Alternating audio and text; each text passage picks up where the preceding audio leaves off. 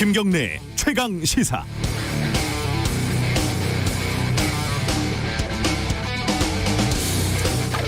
네, KBS가 여의도에 있다 보니까 아침마다 출근길에 국회의사당 앞을 지나게 됩니다. 플래카드가 참 많이 걸려 있습니다. 현수막도 많고 노숙하는 농성장 쭉 늘어서 있죠.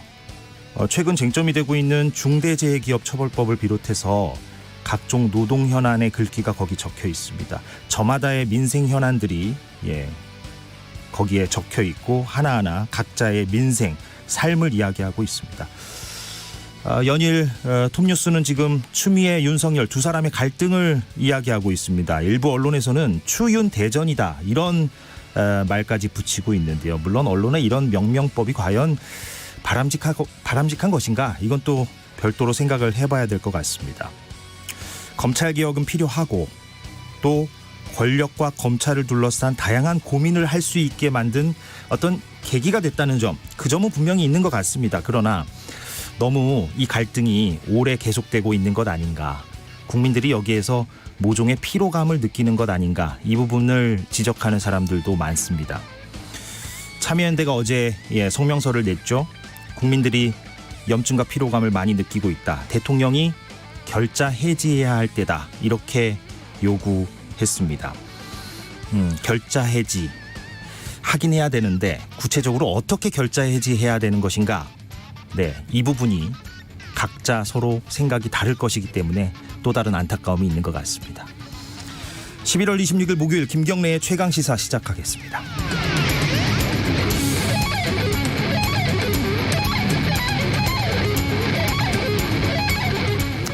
네, 목소리가 좀 달라서 매일매일 청취하시는 분들은 좀 당혹해 하셨을 수도 있겠는데요. 저는 KBS 보도국의 이재석 기자입니다. 오늘 하루만 김경래 기자를 대신해서 진행을 맡게 됐습니다. 김 기자가 개인적인 사정으로 인해서 오늘은 마이크 앞에 서지 못하게 됐고요.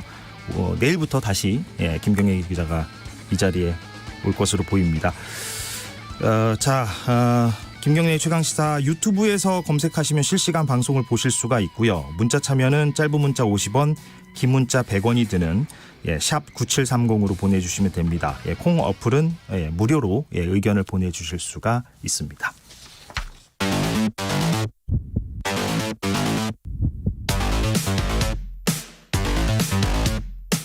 오늘 아침 가장 뜨거운 뉴스 언박싱.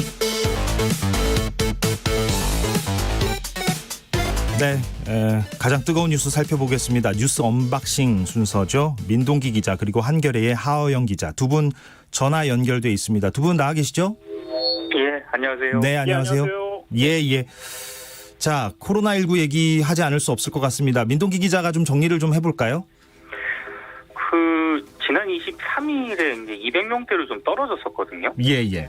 그러다가 이제 계속 300명대 중반으로 올라서고 있는데, 어제 방역당국하고 서울시 등을 비롯한 각 지방자치단체가 오후 6시까지 중간 집계를 한 신규 확진자가요 336명입니다. 그렇더라고요. 예. 근데 이 집계가 좀 완전하지가 않은 게요. 왜냐하면 그 경기도 연천 육군 5사단 신교대에서 발생한 그 집단 감염 사례하고요, 서울 강서구 에어로빅 학원에서 최소한 47명 정도 추가가 지금 집단 감염이 됐었는데, 이 사례가 포함이 안 된 거거든요. 그러니까 아무래도 400명대로 오늘은 넘어설 가능성도 있다, 이런 우려도 지금 나오고 있고요. 계속 확진자 수가 증가할 것이다, 이런 관측이 계속 나오고 있는 그런 상황입니다. 그래서 3차 유행이 본격화하고 있다, 2차 유행을 넘어선 것 아니냐, 이런 좀 우려 섞인 전망까지 나오고 있는 상황입니다. 그러니까 정리하면 1차 유행 때는 그때 이제 기억하기로 이제 대구에서 신천지 그렇죠. 교도들을 중심으로 이제 있었고, 네. 2차는 또 그때 이제 이태원 클럽발, 우리가 그렇게 이제 이름을 붙였었잖아요. 그렇죠. 광화문 집회도 있었고 광복절 때. 그러면 이제 3차가 이제 지금 얘기가 되고 있는 건데. 네. 지금 어떻습니다. 하루 평균 확진자 수도 지금 늘고 있다고 그러는 것 같아요. 500명 예상하는 사람들도 있고 그렇더라고요, 오늘. 네네, 그렇습니다. 그러니까 이미 어제 두 사례까지 합치게 되면 어제 기준으로 400명대 중반 정도는 넘어섰다, 이렇게 지금 예상이 되고 있거든요. 근데 이제 오늘 같은 경우에는 더 확진자 수가 나올 가능성이 있기 때문에 전문가들이 이 상태대로라면 오늘은 500명대 앞으로 자칫 잘못하면은 더 이상 그 이상으로 갈 수도 있다 이런 우려를 지금 일부 전문가들이 하고 있는 상황입니다. 예. 그렇게 되면 글쎄요. 이제 이게 이러다가 이제 다음 주쯤에 이제 다시 이제 단계를 올린 것에 대한 어떤 효과가 나올지 이건 뭐 지켜봐야 될 것 같은데 어떻게 단계가 더 높아질까요? 어떻게 봐야 됩니까, 이거를? 실제로 지금 상황이 심각한 것은요. 잘 아시는 대로 그 사회적 거리두기가 그 1단계 서둘러 시행되지 않았습니까? 예. 그러면서 그 식당 여행지 등을 보면 여전히 경각심이 좀 풀어진 상황으로 보이기도 하고요. 그리고 겨울이지 않습니까? 겨울은 전통적으로 그 바이러스가 잘 퍼지는 환경입니다. 예. 그래서 환자 급증이 우려되는 상황이다라고 이야기를 하고 있고요. 더욱더 심각한 것은 아시다시피 1차 유행이 있었던 2월이나 3월 또 2차 유행이 있었던 8월이나 9월에는 한정된 지역과 집단이었는데요. 이번에 보면 그 동시다발적인 감염이 보이면서 역학조사가 쫓아가기 버겁다 이런 이야기도 나오고 있습니다. 그래서 더 심각하게 받아들여야 할 것 같습니다. 예. 지금 수능 시험도 곧 다가오는데 참 걱정이 됩니다. 예. 방역 수칙을 좀 각자가 잘 지켜야 될 것 같습니다. 윤석열 검찰총장 얘기, 추미애 법무장관 얘기로 좀 넘어가 볼까요? 지금 뭐 연일 지금 이 뉴스가 지금 나오고 있는데 오늘 아침 신문 보니까 이제 뭐 물론 이제 신문의 어떤 성향에 따라서 이제 제목들이 좀 다르긴 합니다만 평검사들의 어떤 움직임도 좀 있는 것 같고 지금 상황은 좀 어떻게 정리를 해볼 수 있을까요? 하영 기자가 먼저 좀 얘기를 해보실까요? 예, 그 추미애 법무부 장관이 그 윤석열 검찰총장 비위 혐의, 직무배제의 가장 핵심적인 혐의로 제시한 판사 사찰과 관련돼서요. 예. 대검찰청 감찰부가 그 수사에 착수했습니다. 그 대검 감찰부는 그 어제 법원으로부터 영장을 발부받아서 압수수색을 했는데요. 이곳이 대검 수사정보정책관실이거든요. 예. 이곳에서 그 컴퓨터 등을 확보해서 판사 관련 문건을 언제부터 작성했는지, 뭐 윤 총장이 이를 지시했는지 조사 중인데요. 이 결과에 따라서는 방금 말씀하셨던 것처럼 검사들의 그 집단 반발이라든가 그 판사들의 그 의견들도 나오고 있지 않습니까? 예. 이런 그 상황이 좀 더 안 좋아진 악화 일로로 가지 않을까라는 우려도 나오고 있습니다. 그러니까 그 직무가 정지된 6가지 이유를 이제 추미애 장관이 이제 밝힌 바 있는데 그 가운데 지금 언론에서 가장 좀 집중적으로 들여다보고 있는 부분이 바로 그 이른바 판사 사찰 의혹 문건 이 부분인 것 같아요. 그런데 이 문건을 실제 작성했던 그 검사가 자신의 실명을 내걸고 이제 입장을 밝히지 않았습니까? 그 내용 좀 얘기해 볼까요? 네네. 보통 제가 말씀드릴까요? 예, 말씀하십시오. 보통은 이 검사들이 자기 이름을 밝히면서 어떤 사건 현안에 대해서 이야기하는 경우는 좀 드문데요. 예. 이례적으로 고양지청 형사 2부장입니다. 당시에 그 담당관이었던 성성호 부장검사가 검찰 내부 게시판에 글을 올렸는데요. 주요 사건 공판 검사들이 공소유지를 원활히 하는데 도움을 주기 위한 직무 범인의 업무였다라는 겁니다. 예. 사실은 좀 말들이 좀 어렵죠. 공판 검사, 공소유지 뭐 등등 좀 어렵긴 한데요. 쉽게 좀 설명을 드리면 당시에 그 사건, 그러니까 조국 사건에 관련돼 있던 그 검사들의 업무를 원활하게 하기 위해서 재판에 참가하는 검사들의 업무를 원활히 하기 위해서 돕기 위한 차원이었다. 뭐 이런 이야기입니다. 예. 그리고 특히나 그 무리야기 법관, 무리를 야기할 수 있는 법관 뭐 이런 뜻인데요. 무리야기 법관 여부를 확인했다는 의혹에 대해서는요. 사건을 담당하는 재판부 구성원 중 A 판사님이 전임 대법관 시절 작성된 무리야기 법관 리스트에 포함되어 있다는 것이다. 뭐 이런 이야기입니다. 그러니까 말하자면 그 조국 사건이 아닌 다른 사건에 대한 판사에 대한 이야기다라고 이야기를 합니다. 예. 그런데 사실은 여기서 핵심이 뭐냐면 그 부장검사가 본인은 해당 검사가 그 사건에 그러니까 조국 사건에 대한 판사가 아니었다라고 이야기하는 것과는 별개로 리스트를 확보하는 과정 그리고 이 리스트가 어떻게 활용됐느냐의 여부는 그 확인되지 않고 있습니다. 이건 수사로 밝혀질 일인 것 같아요. 그러니까 좀 더 뭐 좀 내용이 더 나와야 될 것 같긴 한데 그런데 이제 그 성상욱 부장검사 말과 또 별도로 법무부나 또 판사 일부 판사의 입장은 좀 다른 것 같아요. 이 부분은 민동기 기자가 좀 설명을 해주시면 좋을 것 같은데요. 그러니까 법무부는요. 예. 수사정보정책관실이라는 곳이 수사 정보를 수집하는 곳이다. 판사의 개인정보라든가 성향 자료를 수집해서 검사들에게 배포하는 기구가 아니다라고 반박을 했고요. 예. 법적 권한이 없는 기관이 개인정보와 성향 자료를 분석 관리하는 것 자체가 사찰이다 이런 입장도 내놓았습니다. 그리고 그 해당 문건이 윤석열 총장에게 보고된 시점에 당시 대검 반부패강력부장이었던 심재철 지금 법무부 검찰국장이 당시 문건의 성격을 판사 사찰로 판단을 했다. 예. 그래서 일선 공판 검사에게도 배포하라는 총장의 지시가 있었다는 이 전달을 받고 일선 공판 검사에게 그 문건을 배포하지 못하도록 조치했다. 법무부가 이렇게 입장을 밝혔거든요. 예. 그러니까 지금 앞서 얘기한 그 성 검사하고는 굉장히 다른 입장이고요. 그리고 방금 말씀하신 것처럼 판사들도 현직 부장판사가 또 법원 내부 게시판에 글을 올렸습니다. 예. 장창국 제주지법 부장판사인데요. 검사가 증거로 재판할 생각을 해야지 재판부 성향을 이용해서 유죄 판결을 만들어내겠다는 것은 재판부 머리 위에 있겠다는 말과 같다 이렇게 비판을 했고요. 예. 대법원 법원행정처에 부탁한다. 판사 뒷조사 문건이 무슨 내용이고 어떻게 작성됐는지를 확인을 해달라. 또 이렇게도 요구를 했습니다. 그러니까 이게 뭐 진실 공방 또는 프레임 싸움 이렇게 지금 되어 가고 있는 것 같아서 뭐 법무부든 아니면은 대검이든 그러니까 추미애 장관 입장을 어떤 대변하는 어떤 쪽이든 아니면 윤석열 검찰총장의 입장을 대변하는 쪽이든 간에 이거를 어느 정도는 좀 언론에 공개를 좀 해보면 어떻겠는가 이런 생각도 좀 드는데 어떻습니까? 그래야 좀 확실하게 이게 이제 문제가 될 만한 문건이냐 아니면 우리가 납득 가능한 문건이냐 이게 좀 판단되지 않을까요?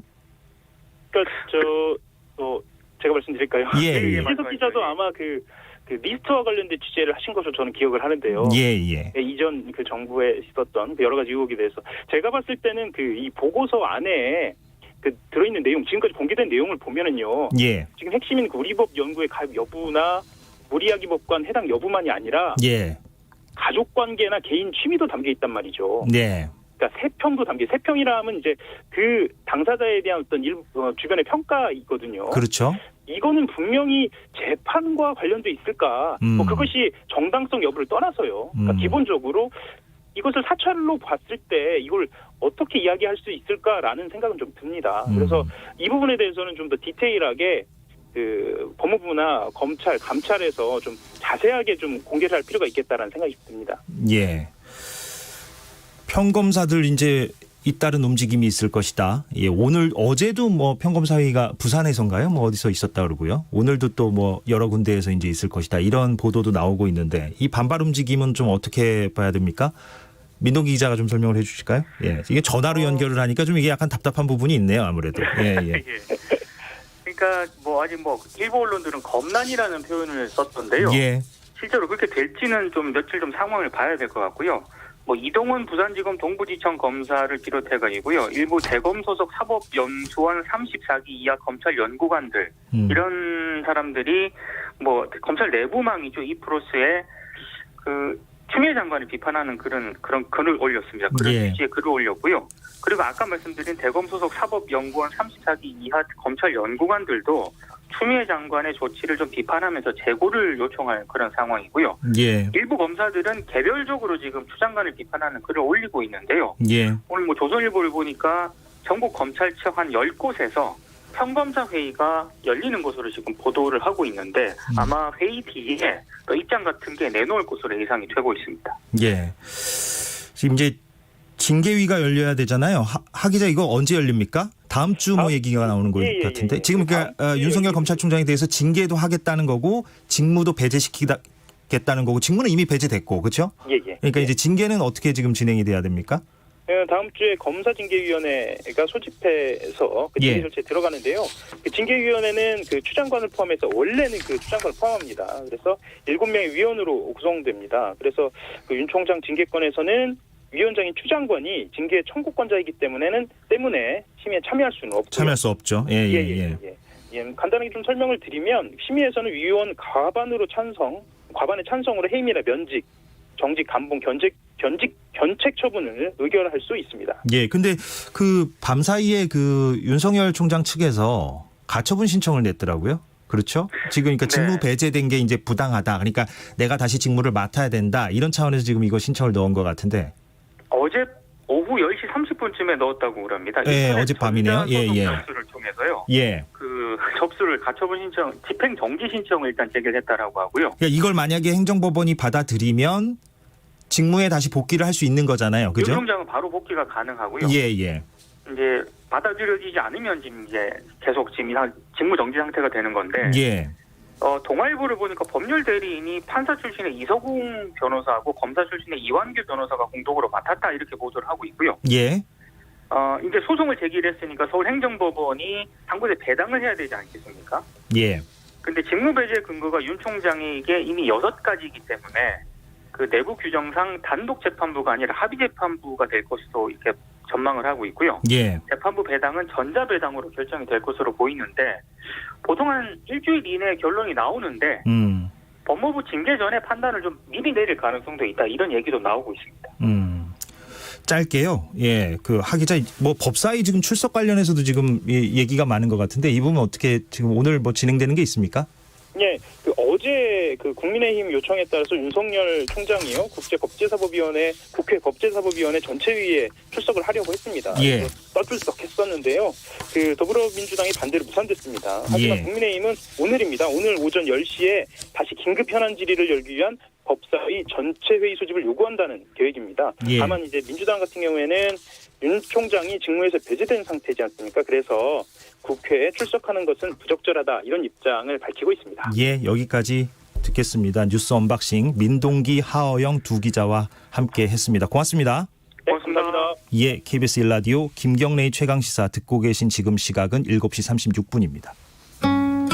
출근길 날씨 정보입니다. 추위가 누그러지니 미세먼지가 다시 말썽입니다. 오늘 수도권과 충청도는 초미세먼지 농도가 종일 나쁨을 보이겠고 그 밖의 지역은 오전까지 공기가 탁하겠습니다.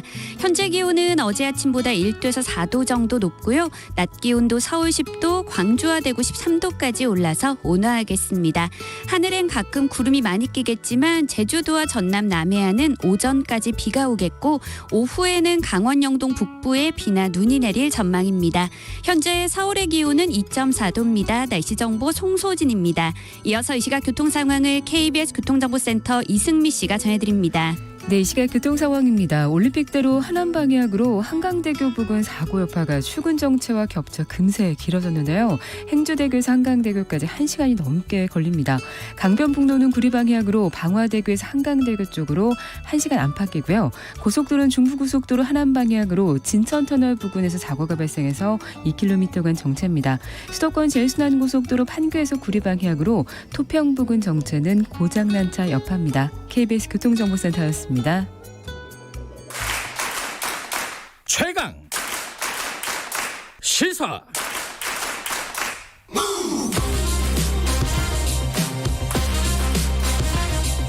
지금 여러분께서는 김경래 기자의 최강 시사를 듣고 계십니다. 네, 저는 김경래 기자가 아니라 KBS 보도국의 이재석 기자입니다. 오늘 하루만 김 기자를 대신해서 진행을 하고 있습니다. 인터뷰 계속 이어가겠습니다. 민주주의 4.0 연구원이 공식 출범했습니다. 정치권에 어떤 파장을 미칠 것인가 관심이 집중되고 있습니다. 현역 국회의원이 56명이 여기에 지금 포함되어 있고요. 친문 정치인도 상당히 많이 포함되어 있습니다.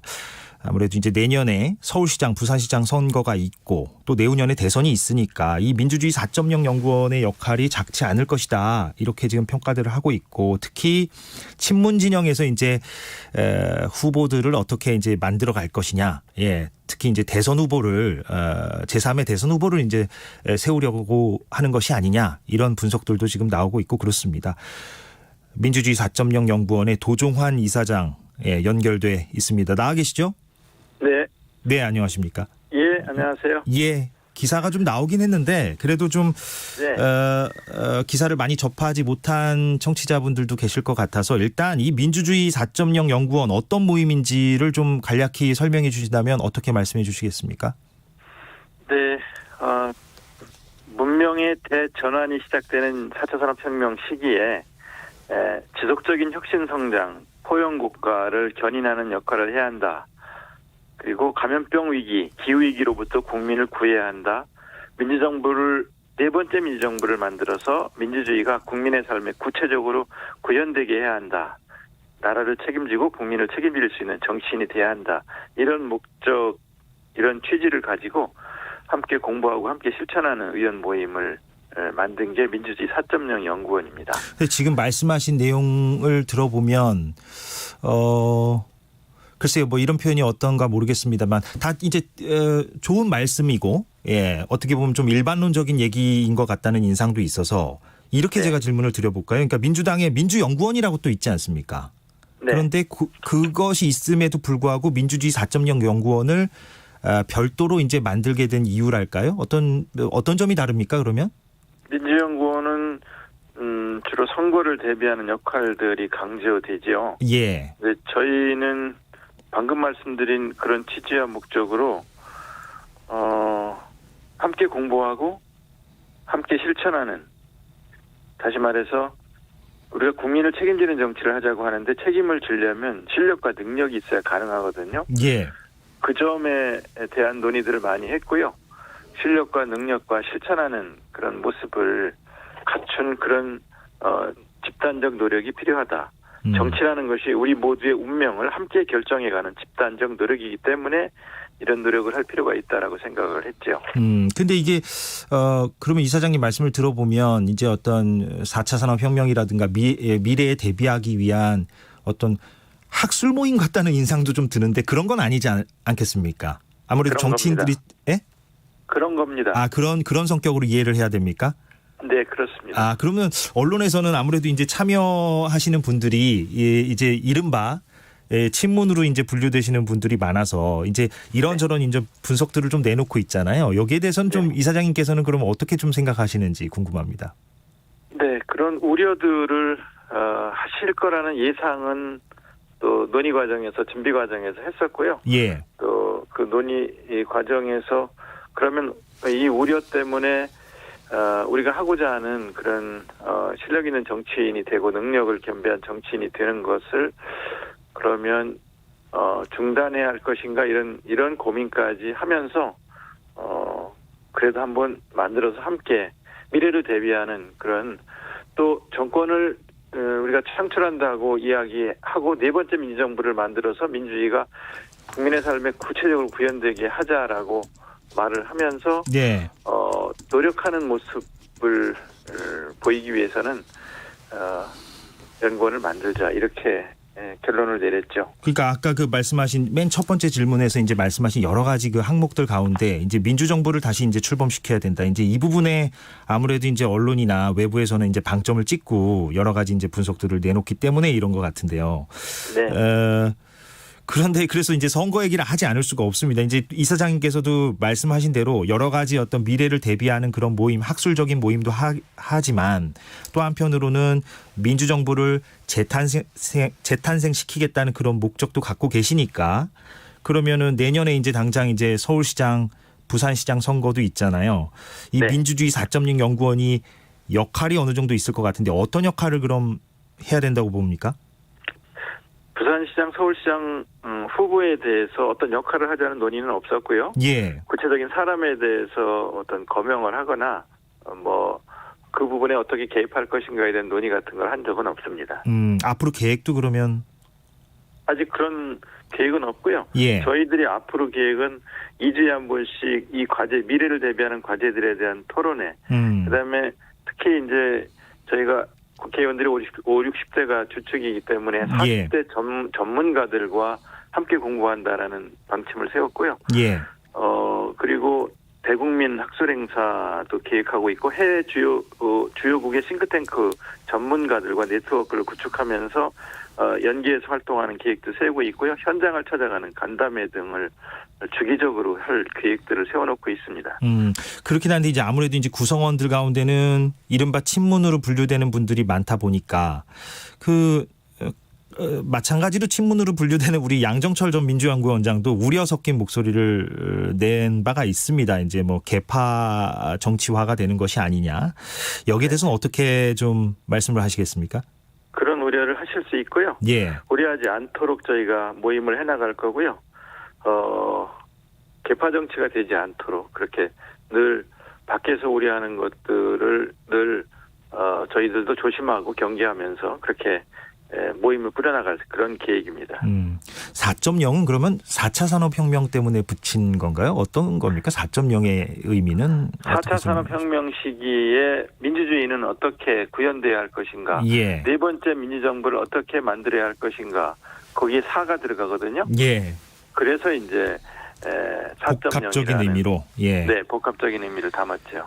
예. 이제 자꾸 이제 제가 뭐 친문 개파 이런 질문만 드리면 또 많이 이제 또 그게 이제 본질이 아니다 이렇게 이제 말씀하실 것 같아서 그러면 이렇게 여쭤볼까요? 최근에 이제 민주당이 이제 지난 총선에서도 이제 압도적인 다수를 차지했는데도 불구하고 어떤 개혁의 과제를 속도감 있게 밀어붙이는 데 있어서는 좀 부족한 게 아니냐, 소극적인 게 아니냐 이런 비판들도 일각에서 많이 있습니다. 여기에 대해서는 이사장님께서는 어떻게 평가하십니까? 개혁 부분 중에서 검찰개혁과 언론개혁이 역시 제일 중요한 과제인데 지금 보시는 것처럼 저항도 역시 만만치 않고 예. 개혁의 과제들을 국민들이 속 시원하게 이렇게 느낄 수 있도록 보여드려야 되는데 그 과정이 굉장히 길고 또 저항을 넘어가는 그 일이 생각처럼 그렇게 쉽지는 않고 그러나 멈출 수는 없고 그렇게 지속해 나가고 있는 것이 부족해 보이기도 하고 소극적으로 보이기도 하겠습니다만은 이 정권 끝날 때까지 개혁 특히 검찰 개혁이라든가 또 언론 개혁이라든가 이런 것들은 지속적으로 추진돼야 한다고 생각합니다. 근데 지금 검찰 개혁, 언론 개혁을 거론하셨습니다만 사실 이제 민생, 그러니까 노동 개혁이 노동 관련 이슈라든가 뭐 경제, 민생 이쪽과 관련해서 이제 말하자면은 민주당이 좀 속도감을 못 내는 거 아니냐 이런 비판들이 많거든요. 여기에 대해서는 어떻게 보십니까? 네, 비판을 저희가 겸허히 받아야 된다고 생각하고요. 특히 이제 노동 개혁 쪽도 그렇고요.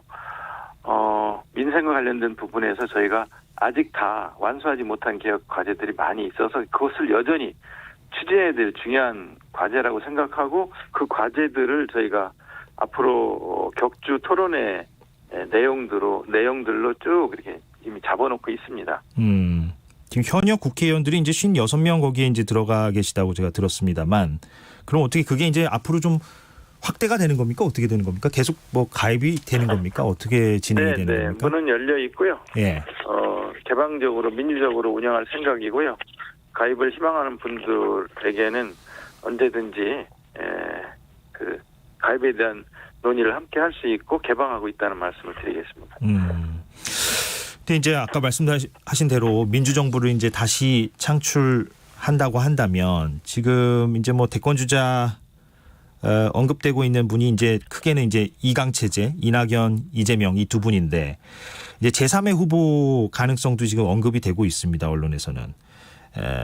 뭐 그래서 유시민 이사장이라든가 김경수 경남지사에 대해서 홍영표 의원 같은 경우에는 두 분은 좀 안 나오지 않겠는가 이렇게 이제 개인적인 어떤 견해를 밝히기도 하셨는데 이 말씀하신 대로 민주정부를 다시 창출하려고 한다면 경쟁력 있는 후보들이 이제 많이 등장을 해야 되는데 지금의 이 이강 체제로 계속 가는 거에 대해서는 어떻게 보십니까, 이사장님은?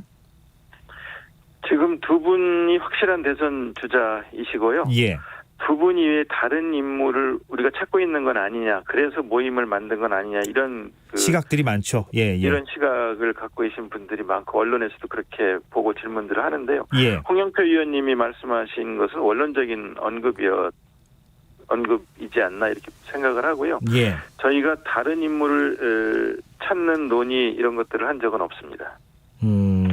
근데 이제 자꾸 이 부분을 제가 여쭤볼 수밖에 없는 게 이제 그 이사장님께서도 모두의 민주정부를 다시 만들겠다라고 하셨기 때문에 그럼 이 연구원이 단순히 어떤 그런 학술적인 뭐 토론회나 이런 세미나뿐만 아니라 이 부분과 관련해서도 어떤 실천적인 움직임을 앞으로 보여줄 가능성이 높기 때문에 제가 이제 이런 질문을 드리는 거 아니겠습니까?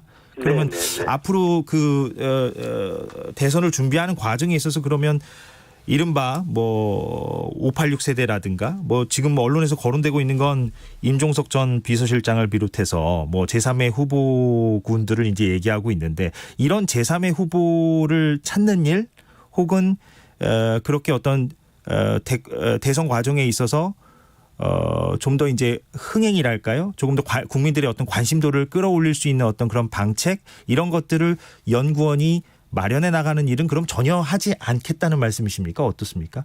지금까지 그런 논의를 한 적이 없다는 말씀을 드렸고요. 예. 저희가 연구원을 만든 목적이 제3의 후보를 옹립하기 위한 목적으로 만들고 겉으로는 이건 정말 실력을 기르고 또 능력을 기르는 모임이에요라고 말씀드리는 건 아니고요. 예. 실제로 지금까지 몇 달간 준비를 하면서 제3의 후보에 대한 논의는 한 적이 없다는 말씀을 드립니다. 그러면 제가 이제 자꾸 이 부분을 여쭤봐서 좀 그렇습니다만 그럼 앞으로도 그런 계획이 없다고 봐야 됩니까? 아니면 앞으로는 어떤 계획을 갖고 계십니까?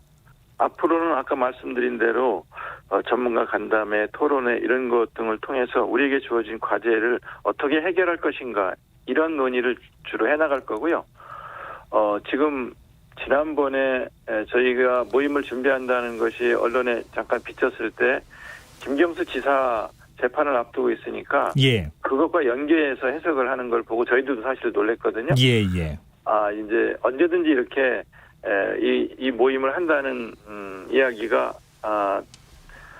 시민들에게 국민들에게 전달이 되면 언제든지 다르게 해석할 수 있겠구나. 그 가능성이 늘 있겠구나 하는 생각을 했고요. 예. 다시 한번 말씀드리지만 제3의 후보를 옹립하거나 그런 준비를 하기 위해서 이런 모임을 만든 것은 아니다라는 말씀을 드리고 저희가 모임을 계속하고 활동하는 것을 지켜보시면서 좀 더 판단하셔도 되지 않을까 하는 생각을 합니다. 예. 무슨 말씀인지 알겠습니다. 예. 앞으로 뭐 어떤 행보를 보일지는 저희가 또 지켜보도록 하겠습니다. 네, 연결이 된 김에요, 이사장님. 예. 지금 뭐 이제 개각 얘기도 좀 나오고 있는 것 같습니다. 예. 이제 조만간 개각이 어느 정도 폭으로 있을 것이냐. 어떻게 전망하십니까, 이 부분은?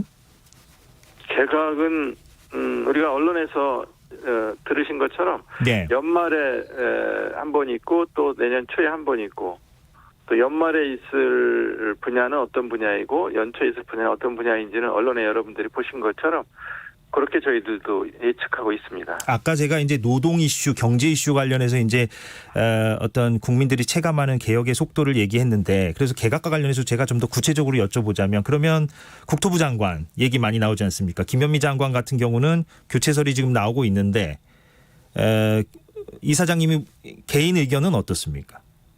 제가 개각에 대해서 예. 어떤 사람은 어떻게 해야 된다라는 그런 말씀을 드릴 수 있는 위치는 아닌 거라는 걸 알고 계시지 않습니까?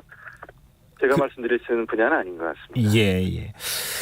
무슨 말씀인지 알겠습니다. 예, 여기까지 하겠습니다. 왜냐하면 이게 사실은 뭐 연구원이 이제 태동하니까 많은 사람들이 이제 그런 어떤 선거와 연관시켜서 이제 얘기들을 할 수밖에 없고 그 부분을 네. 제가 이제 집중적으로 이제 여쭤볼 수밖에 없는데 네. 이사장님께서는 아직까지는 뭐 그런 부분에 대해서는 뭐 가시적인 움직임이 없다는 취지로 이제 말씀하신 걸로 제가 이해를 하겠습니다. 예. 네. 예, 오늘 인터뷰 여기까지 하겠습니다. 고맙습니다. 네, 고맙습니다. 예.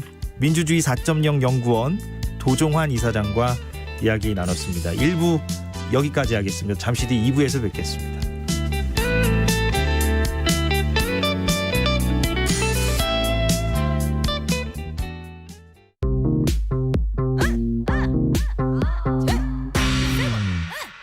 뉴딜 내려온다.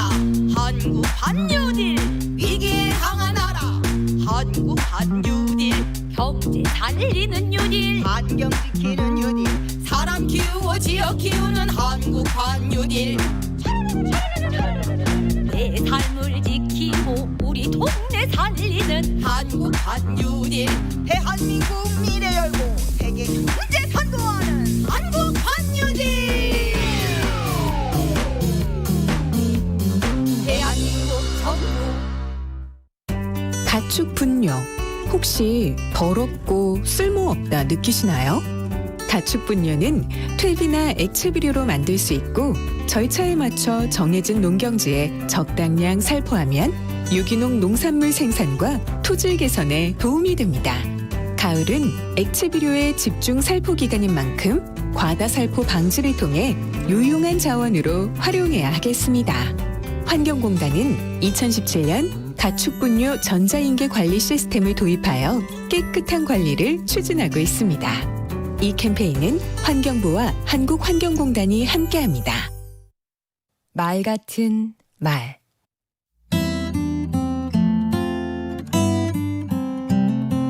안녕하세요. 강원국입니다. 저는 강의나 방송에서 말을 더 잘하고 싶은 욕심이 있습니다. 이런 욕심은 때론 두려움을 불러옵니다. 그래서 저는 이렇게 욕심과 싸웁니다. 첫째, 욕심 부릴 틈을 안 줍니다. 평범한 말이라도 일단 운을 떼버리는 것. 우선 말을 시작하는 겁니다. 망설이면서 이리저리 머리를 굴릴수록 욕심도 두려움도 더 커지더라고요. 두 번째 방법은 남과 비교하지 않는 것입니다. 남보다 말을 잘해야지 하는 생각이 욕심을 불러옵니다. 남과 견주지 말고 나의 과거와 비교해 보세요. 그러면 이전보다 나아지고 발전한 자신을 발견할 수 있습니다. 세 번째 방법은 남들은 내 말에 그다지 관심 없다는 사실을 알아차리는 겁니다. 네 번째, 이번 기회가 다가 아니라고 생각합니다. 그러니 이번에 다 보여주려고 하지 않고 그중 몇 가지만 보여주겠다고 마음먹는 것이죠. 보여줄 기회는 앞으로 얼마든지 있으니까요. 무엇보다 지금 말할 수 있다는 게 얼마나 다행인가. 살아있고 몸이 건강하니 가능한 일인데 더 이상 뭘 더 욕심을 부린단 말인가. 이렇게 생각합니다. 사람은 누구나 자기가 가진 것보다 더 가진 것처럼 보이고 싶어 하지요. 자기 실력보다 더 실력 있는 것처럼 보이고 싶고요. 하지만 그건 욕심일 뿐 현실이 될 수는 없습니다. 시험 볼 때 공부한 만큼 결과가 나오는 것과 마찬가지입니다. 그런 의미에서 욕심을 버리는 것만이 능사는 아니라고 봅니다. 욕심 부리되 거기에 맞춰 내 수준을 높이면 되는 겁니다. 시험을 잘 보고 싶다면 공부를, 말을 잘하고 싶다면 읽고 쓰고 듣는 걸 게을리하지 말아야 합니다. 이렇게 자기를 갈고 닦는 것도 욕심을 이기는 방법이 아닐까 생각합니다. 마침 수능 시험이 다음 주로 다가왔네요. 모두 좋은 결과가 있기를 바랍니다. 강원국의 말 같은 말이었습니다. 우리는 다 욕심쟁이입니다. 그런데 누군가는 욕심쟁이에 머무르고 누군가는 성장합니다. 욕심은 다루기 나름이죠.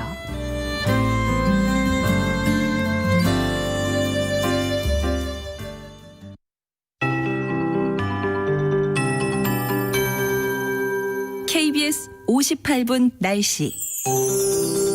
어제 아침보다는 공기가 부드러워졌습니다. 평년 기온을 회복하면서 추위가 누그러졌는데요. 이 늦가을 날씨도 오늘이 마지막이겠습니다. 내일 낮부터 다시 찬바람이 불어오겠고 모레 토요일부터는 본격적인 초겨울 추위가 시작될 전망입니다. 우선 현재 기온은 어제 아침보다 1도에서 4도 정도 높습니다. 낮에는 서울 10도, 대전 12도, 광주 13도, 부산 16도까지 올라서 온화하겠습니다. 내일은 아침 기온은 오늘과 비슷하겠지만 낮에는 오늘보다 조금 더 떨어지는 데다가 바람이 점차 강해지겠고요. 모레 토요일 아침에는 서울이 영하 4도, 대구와 전주 0도까지 떨어질 것으로 예상됩니다. 한편 추위가 누그러지니 미세먼지가 다시 말썽입니다. 국내에서 발생한 먼지에 중국발 스모그까지 더해지면서 오늘 초미세먼지 농도가 서울, 경기와 충청도는 종일 나쁨, 그 밖의 지역은 오전에 일시적으로 나쁨을 보이겠습니다. 하늘에는 가끔 구름이 많이 끼겠지만 제주도와 전남 남해안은 오전까지 비가 조금 내리겠고요. 동풍의 영향으로 강원 영동 북부에는 오후에 비나 눈이 오겠습니다. 내일은 강원 영동과 경북 북부 동해안, 제주도 산지로도 비나 눈이 확대될 전망입니다. 현재 서울의 기온은 2.1도, 습도는 80%입니다. 송소진입니다.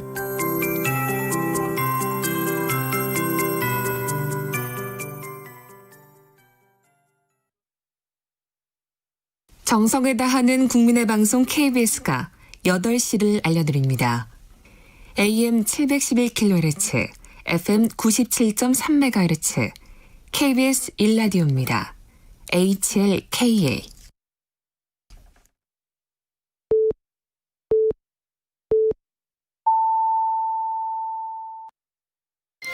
KBS 1라디오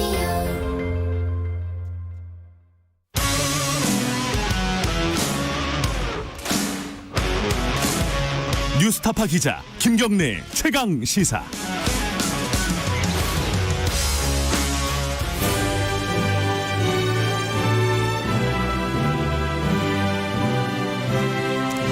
네, 김경래의 최강시사 2부 시작하겠습니다. 저는 김경래 기자가 아니라 오늘 하루만 대신 진행을 맡게 된 KBS 보도국의 이재석 기자입니다. 최고의 정치 코너 시작을 하겠습니다. 더불어민주당 홍익표 의원님 나와 계시고요. 네, 안녕하십니까? 반갑습니다. 국민의힘 윤영석 의원도 나와 계십니다. 네, 반갑습니다. 오늘은 그냥 바로 시작하죠. 근데 이제 룰은 이미 지난주에 고지가 됐더라고요. 네, 두 분한테. 제가 잠깐 예. 영상을 봤습니다만 3분 이내로 짧게 오가면 더 좋을 것 같고요. 네. 룰을 좀 지켜주시고 윤석열 추미애 윤석열 두 분의 이제 갈등, 이른바 언론에서는 추윤 대전 이런 표현까지 쓰던데요. 사실 그게 너무 개인 간의 갈등으로 좀 협소화시키는 거 아닌가, 이런 좀 우려도 있고요. 사실 그런 명명법이 좀 그런 생각도 저도 기자로서 좀 듭니다만. 자, 누구부터 시작하실까요? 지금 상황에 대해서 간밤에 윤석열 총장은 가처분 신청까지 또 낸 상태고요. 지금 오늘 또 평검사 회의도 잇따라 열릴 것 같기도 하고. 근데 일단은 우리 윤영석 의원께서 먼저 좀 포문을 열어주시는 게 좋을 것 같습니다. 지금 추미애 장관의 엊그제 발표부터 시작해서 어떻게 지금 상황을 보고 계신지. 저도 정말 경악스러운 그런 조치라고 생각합니다. 추미애 법무장관이 정말 그 억지와 왜곡으로 이렇게 지금 정치적인 폭거를 하면서 법치주의를 파괴하는 그런 행위거든요, 이것이. 그래서 헌정사상 초유의 그런 사건이 지금 벌어지고 있는데, 이러한 그 사건이 이러한 직무배제라고 하는 초유의 상황이 제기되는 이런 배경이 저는 중요하다고 봅니다. 결국은 이제 정권의 몰락을 불러올 수 있는 지금 대형 사건들이 지금 계속 발생을 하고 있잖아요. 라임과 옵티머스 같은 라임 옵티머스 사건. 거기에 이제 청와대 수석도 관련이 되었고, 전 수석도 관련이 되었고, 또 지금 민주당의 여러 국회의원들 또 정치인들이 지금 수억 원의 뇌물을 받았다 하는 그런 지금 얘기가 나오고 있는 상황이고요. 그 다음에 월성 1호기 부당 폐쇄 사건만 하더라도 문재인 대통령의 지시로 이제 백운기 전 산업부 장관이 이제 지휘해서 조기 중단을 하는 과정에서 결국은 경제성 조작을 했다는 것이 감사원 감사 발표가 있었고, 그 다음에 여러 가지 이제 그 과정에서 산업부의 공무원들이 증거 인멸을 하고 자료를 파기하고 이런 일이 발생을 했어요. 그 다음에 울산시장 그 부정선거 관련해서도 지금 청와대 비서관 여럿이 지금 관련돼 있고, 그래서 청와대 이제 압수수색도 하고 이렇게 했는데, 이러한 일련의 그 정권의 몰락을 불러올 수 있는 이런 사건에 대해서 윤석열 검찰총장이 그야말로 살아있는 권력에 대해서 엄정한 칼을 대니까 결국은 이것을 이제 정권 말기에 있는 이 문재인 정부가 이것을 방치하다가는 정권의 몰락을 앞당기겠다라고 하는 그런 판단 때문에 지금 결국은 추미애 법무장관이 수사 지휘권을 배제하는 그런 조치를 몇 번 했다가 도저히 안 되니까 결국은 일괄적으로 모든 직무에서 배제하는 이러한 그 조치를 했단 말입니다. 그래서 저는 정말 무리수라고 생각하고, 이것은 오히려 정권 몰락을 더 불러일으킬 수 있는 국민적인 어떤 이 신뢰를 엄청나게 그 위반할 수 있는 그러한 사건이라고 생각하고, 결코 국민들의 지지를 받을 수 없는 그런 조치라, 이렇게 저는 생각합니다. 반론해 주시죠. 네, 이번 사건은 매우 충격적입니다. 저는 개인적으로 지금 한 6가지 정도 지금 지적을 하고 있지 않습니까? 추미애 장관이. 그 법무부에서 발표가요. 언론사 사주하고 부적절한 만남이 있었고, 그다음에 조국 전 장관 사건을 비롯해서 재판부에 대한 불법 사찰, 그리고 채널A 사건 및 한명수 전 총리 사건 관련해서 측근 비호에서 감찰을 방해하고 수사를 방해한 문제, 그다음에 언론과 거래에서 정보를 흘린 내용이 있고요. 그다음에 총장 대면 조사 과정에서 이 감찰을 방해했고, 총체적으로 좀 정치적 중립을 위반했다, 이런 내용인데, 다른 건 몰라도 저는 가장 충격적인 것은 이 재판부에 대한, 사법부에 대한 불법 사찰이라고 생각합니다. 단적으로 얘기하면 최근에는 국정원도 하지 않는 일을 검찰이 했다, 이렇게 생각을 합니다. 지금 담당했던 사찰을 했던 검사가 발표하길 기소 유지를 위해서 이걸 했다고 그러는데, 기소 유지와 그 어떤 판사 재판부의 성향하고 도대체 무슨 관련이 있는지 저는 납득할 수가 없습니다. 기소 유지는 증거와 논리, 객관적 사실로 하는 거 아니겠습니까? 근데 검찰이 그런 것을 하는 게 아니라 이 검사가 진보적이냐 보수적이냐, 우리법 연구에 소속이냐 아니냐, 또 이 검사 과거 무슨 문제가 있었느냐 없었느냐 이런 뒷조사를 해서 사실상 검찰이 조직적으로 사법부를 압박한 거라고 저는 보입니다. 최근에 보면 여기에는 저는 일단의 책임이 법조기자단도 있다고 봐요. 예. 이 내용들이 어떻게 공개되냐면 검찰이 뒷조사를 한 사찰한 내용들을 법조기자단한테 흘리고 법조기자단들이 쓰고 나면 이게 사실 공개가 됩니다. 그러니까 예를 들면 어떤 판사가 재판 판결을 했는데 그 보수 언론이나 또는 야당에게 별로 마음에 들지 않는 판결을 했어요. 예를 들면 정경심 교수 1심 판결 같은 경우 전부 다 사실상 그 검찰의 기소가 유지되지 않았거든요. 그 경우에 이 판사의 어떤 성향을 문제 제기를 합니다. 이 판사가 과거에 어땠고 어떤 판결을 했고 이런 내용들이 법조기자단을 통해서 흘러나와요. 그러니까 이걸 누가 줬겠습니까? 검찰이 준 거죠. 그러니까 이러한 내용들이 저는 검찰이 문제가 되는 것은 단순히 검사 한 명이 개인적으로 한 게 아니라 수사정보국을 통해서 검찰총장이 이 반부패 수사팀에 이걸 준 거거든요. 그러니까 결국은 이게 반부패 수사팀이 옛날 과거 공안부란 말이에요. 그러니까 검찰총장이 직접 수사 지휘하는 반부패 수사팀에 이 정보가 가면서 사실상 이 사법부라든지 자기 그 판결을 유리하게 갈 수 있는 쪽으로 검찰이 조직적으로 관여했다는 것은 매우 심각한 범죄 행위입니다. 이것은 단순히 직무배제나 뭐 징계를 넘어서서 이건 형사 사건이고 관련된 그 윤석열 검찰총장을 포함해서 관련된 모든 검사들은 사실상 이거는 형사 고발돼서 처벌받아야 될 사안이다 이렇게 보고 있습니다. 예. 그 자연스럽게 강론으로 좀 넘어간 것 같은데, 그러니까 6가지 사유를 이제 언급을 했었잖아요, 법무부에서. 이제 거기에 대해서 이제 좀 얘기를 해보면 좋을 것 같은데, 지금 홍 의원께서는 그 가운데 특히 이제 이른바 판사 사찰 의혹 문건에 대해서 좀 집중적으로 이제 얘기를 하신 것 같고, 윤 의원께서 보시기엔 그러면 그 추미애 장관과 법무부에서 이제 얘기한 직무배제와 이제 징계 청구를 할 수밖에 없는 그 6가지 이유 언급한 거에 대해서 강론적으로는 어떻게 뭐 동의를 하는 부분도 있습니까? 아니면 전체적으로 다 그냥 동의할 수 없다 이런 입장이십니까? 어떻습니까? 이 부분은 앞으로 이제 법적인 판단이 들어가야 되는 부분인데요. 예. 우선 홍 의원이 말씀하신 건 이제 판사의 어떤 성향 분석 이런 부분에서 이제 사찰이 있었다 이런 이제 말씀이신데, 그러한 그 정보를 취득하는 과정에서 불법적인 그런 방법으로 정보를 취득했다는 그런 사찰이죠. 하지만 이제 지금 그 문서를 작성했던 그 검사의 얘기는 미행이나 뒷조사를 해서 한 것이 결코 아니고 불법적인 방법을 쓴 것이 없다. 예. 다만 이제 인터넷 사이트나 그동안에 이제 여러 공개된 그런 정보를 통해서 이제 그런 것을 취합한 것이 불가하다라고 하는 그런 이제 얘기고요. 그리고 더 중요한 것은 이제 이란 그 추미애 장관이 지금 윤석열 총장을 직무배제한 그 가장 큰 배경은 결국은 이제 정치적인 이유입니다. 이것이 결국은 윤석열 총장이 이제 살아있는 권력에 대해서 칼을 대고, 또한 윤석열 총장이 지금 정치적으로 상당히 이제 기대주가 되다 보니까 국민적인 지지율이 올라가고 있지 않습니까? 그렇다 보니까 이런 것을 추미애 장관이 그야말로 정치적인 그런 이유로 결국은 이렇게 이제 직무배제를 한 것인데, 이렇게 이제 그 정치 중립을 지키지 않았다는 그런 사유를 들어서 지금 그 직무배제를 했거든요. 예. 그 중요한 사유가 이제 그거죠. 그런데 윤석열 총장은 정치적 중립성을 훼손한 적이 없는 사람입니다. 결국은 자기가 이번에 이제 국정감사에서도 얘기했듯이 검찰총장 임기를 끝까지 하겠다. 그는 이제 정치적인 중립을 지키면서 검찰총장의 임무를 성실하게 수행을 하겠다는 것이거든요. 그 다음에 지금 정치론조사에 이제 본인이 나오는 것도 제발 좀 빼달라. 여론조사 회사 그 기관에다가 요청을 했습니다.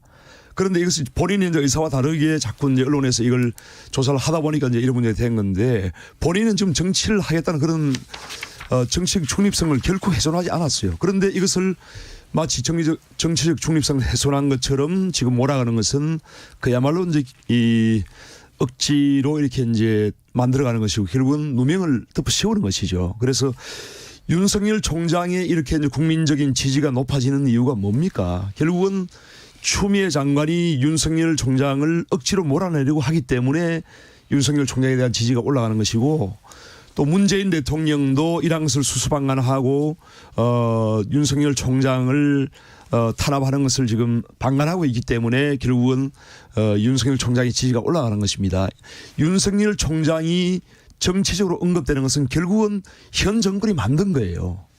추미애 장관이 만든 것입니다. 그런 것을 왜 윤석열 총장에게 그 누명을 덮으시나 이거죠. 그래서 결국은 이 추미애 장관 본인이 초래한 이러한 정치적 결과를 결국은 윤석열 총장에게 덮으시는 것은 대단히 잘못된 것이고 네, 시간이 다 저는 됐다고 이러한 하네요. 것이 철회돼야 된다고 저는 생각합니다. 예. 여기까지 듣고요. 예, 반론 몇 가지가 좀 그 사실관계를 짚고 싶은데요. 정치적 중립. 이 공무원의 정치적 중립이라는 게요. 여당과 야당 어느 한편에 섰다고 해서 정치적 중립을 위반했다 이런 의미가 아닙니다. 예.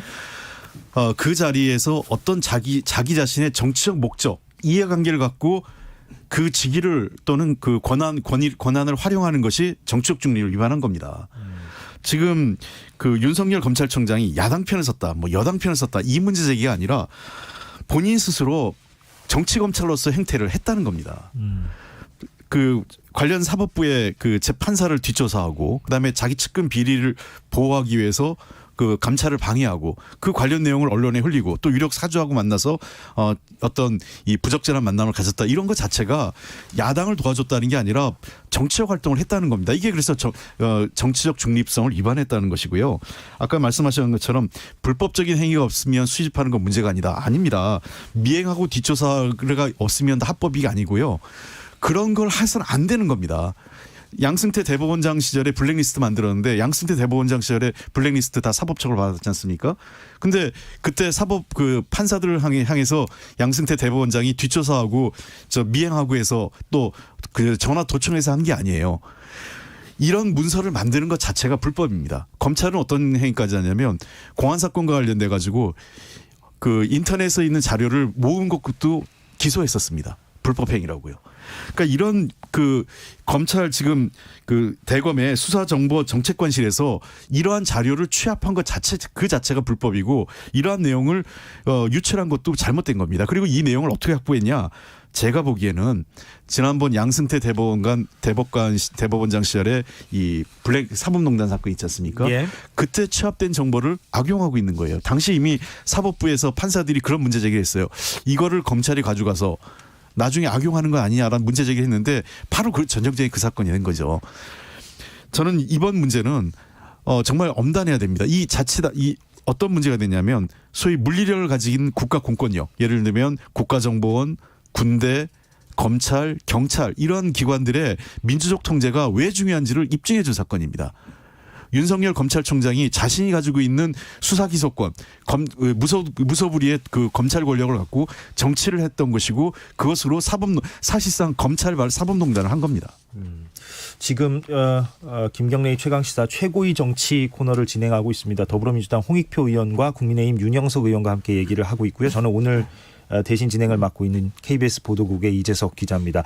지금 같은 그 문건을 두고 물론 이제 그 문건의 그 내용을 저희가 이제 본 적은 없기 때문에 사실 이제 그 문건의 작성자라고 하는 그 검사는 문제 없는 거다 이렇게 이제 얘기하고 있고 또 판사 가운데 한 분은 또 이제 내부 게시판에다가 이제 이거 문제 있는 거 아니냐 이거 상당히 문제가 있다 이제 이렇게 같은 거를 두고도 이제 이렇게 얘기가 나오고 있는데 그러면은 일단은 알겠습니다. 일단 두 분의 어떤 차이는 알겠고.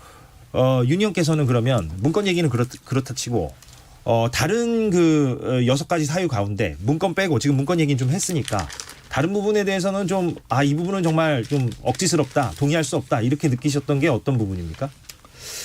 뭐 여러 가지죠. 방금 우리 한의 말씀하신 것 중에도 의도는 많이 말씀하셨으니까 이제 약간 강론으로 채널 A 사건 관련해서 측근에 대한 그 감찰실을 안 했다 이런 부분인데 감찰보다 더 높은 것이 수사거든요. 수사 지시를 했지 않습니까? 그렇기 때문에 그러한 감찰을 하지 않았다고 이렇게 또 누명을 덮으시는 것도 상당히 잘못됐다고 보고 그 외에도 지금 뭐 여러 가지 아까 말씀드린 정치적인 중립을 훼손한 적이 없는데 오히려 이제 추미애 장관이 지금 정치적인 지금 중립성을 훼손하면서 법무부 장관은 그야말로 정치적인 중립을 지켜야 되거든요. 그런데 살아있는 권력에 대해서 지금 수사를 하려는 이 윤석열 총장의 의지를 꺾기 위해서 결국은 정치적인 이 포크를 자행을 한 것이 바로 추미애 장관입니다. 그래서 윤석열 총장이 정치적 중립성을 훼손한 것이 아니고 추미애 장관이 정치적인 지금 중립성을 훼손을 한 거예요.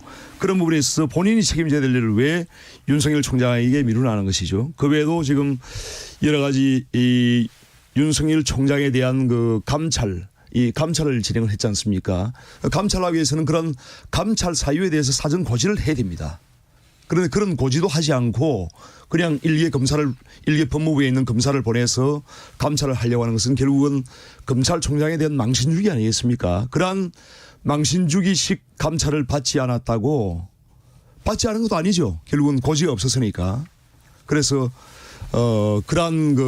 그러한 여러 가지 이 지금 하나같이 전부 다 억지스러운 그러한 어떤 사유를 대면서 직무 배제를 한 것은 상당히 잘못된 것이고, 지금 친여 성향의 그 참여연대 시민단체 참여연대에서도 발표한 걸 보면은 결국은 검찰총장에 대한 직무 배제 사유로서는 합당하지 않은 부분이 납득하기 어렵다, 이런 취지의 지금 어제 성명이 발표되지 않습니까? 예. 민주당 내에서도 지금 조홍천 의원 같은 경우에는 납득하기 어렵다는 그런 입장이고요. 그래서 전반적으로 볼 때 이러한 6가지 사유는 상당히 억지스러운 측면이 많고, 결국은 윤석열 총장이 문재인 정권에 대해서 칼을 대는 것을 막기 위한 정치인 추미애 법무장관의 그야말로 개변스러운 그런 조치다, 이렇게 평가할 수 있겠습니다.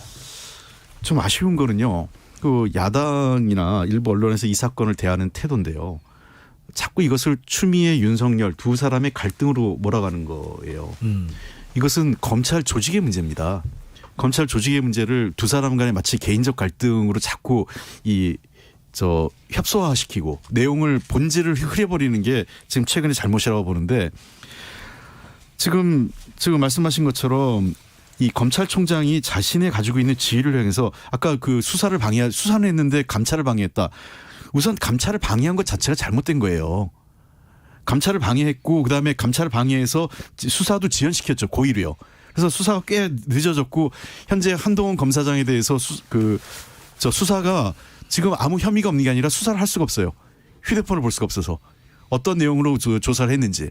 다만 지금 채널A 기자는 그 당시 그러한 이 소위 검사의 말을 인용해 가면서 피의자 신분에 있는, 그러니까 지금 이 감옥에 있는 사람을 사실상 겁박했다고 검찰이 그 재판장에서 그건 인정이 되고 기소가 돼 있는 상태고요. 지금 여러 가지 상황을 봤을 때 이 검찰의 문제를 저는 굉장히 심각하게 보고 있습니다. 지금까지 검찰이 정치적으로 자기들이 사실상 정치를 한 거죠. 딱 이유는 뭐겠습니까?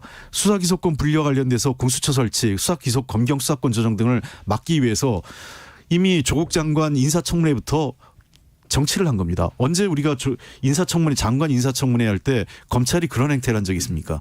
청문회가 다 끝나고 난 다음에 기소를 하든 관련된 범죄가 있으면 기소를 하면 되는데, 그 당시에는 정광석화처럼 인사청문회 중간에 기소하고 압수수색하고 별짓을 다 했죠. 이번에 이 일련의 과정은 윤석열 검찰총장과 그를 따르는 추정하는 일부 정치검사들이 검찰 조직을 위해서 매우 조직적으로 정치적 활동을 했다는 것이 이번 범죄 행위의 핵심입니다.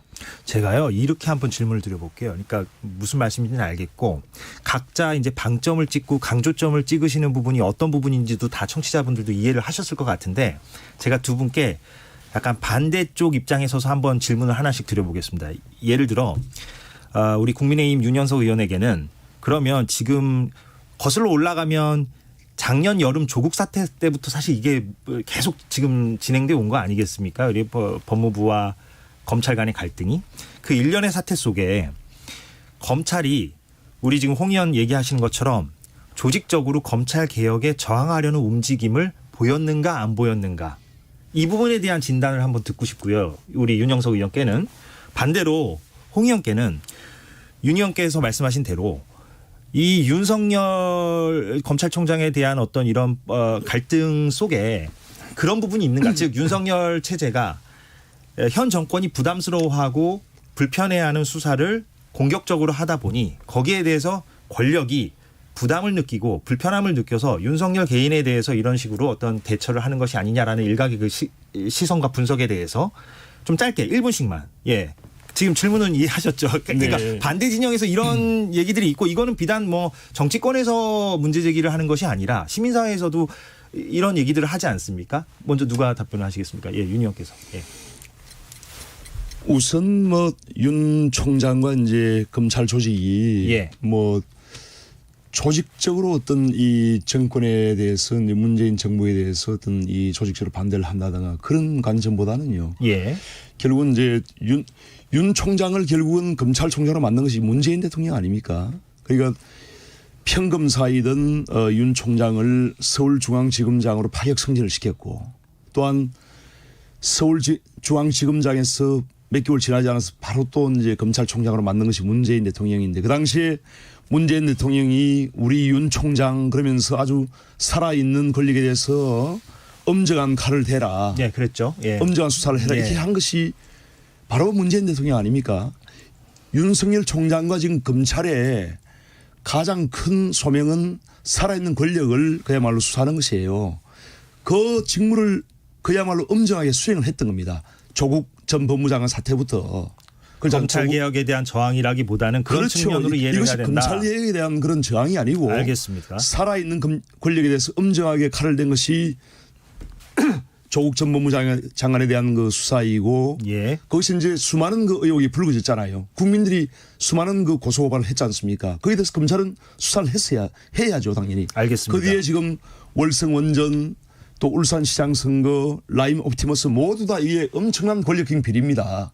이러한 비리에 대해서 지금 칼을 내리는 것에 대해서 그것을 막고자 하는 것이 모든 사건의 지금 본질이란 말입니다. 그렇게 네. 해석해야 된다. 네, 예, 그렇죠. 무슨 말씀인지는 알겠고요. 예, 1분 좀 넘기셨으니까 홍 의원께도 1분 좀 넘게 예, 시간을 드리겠습니다.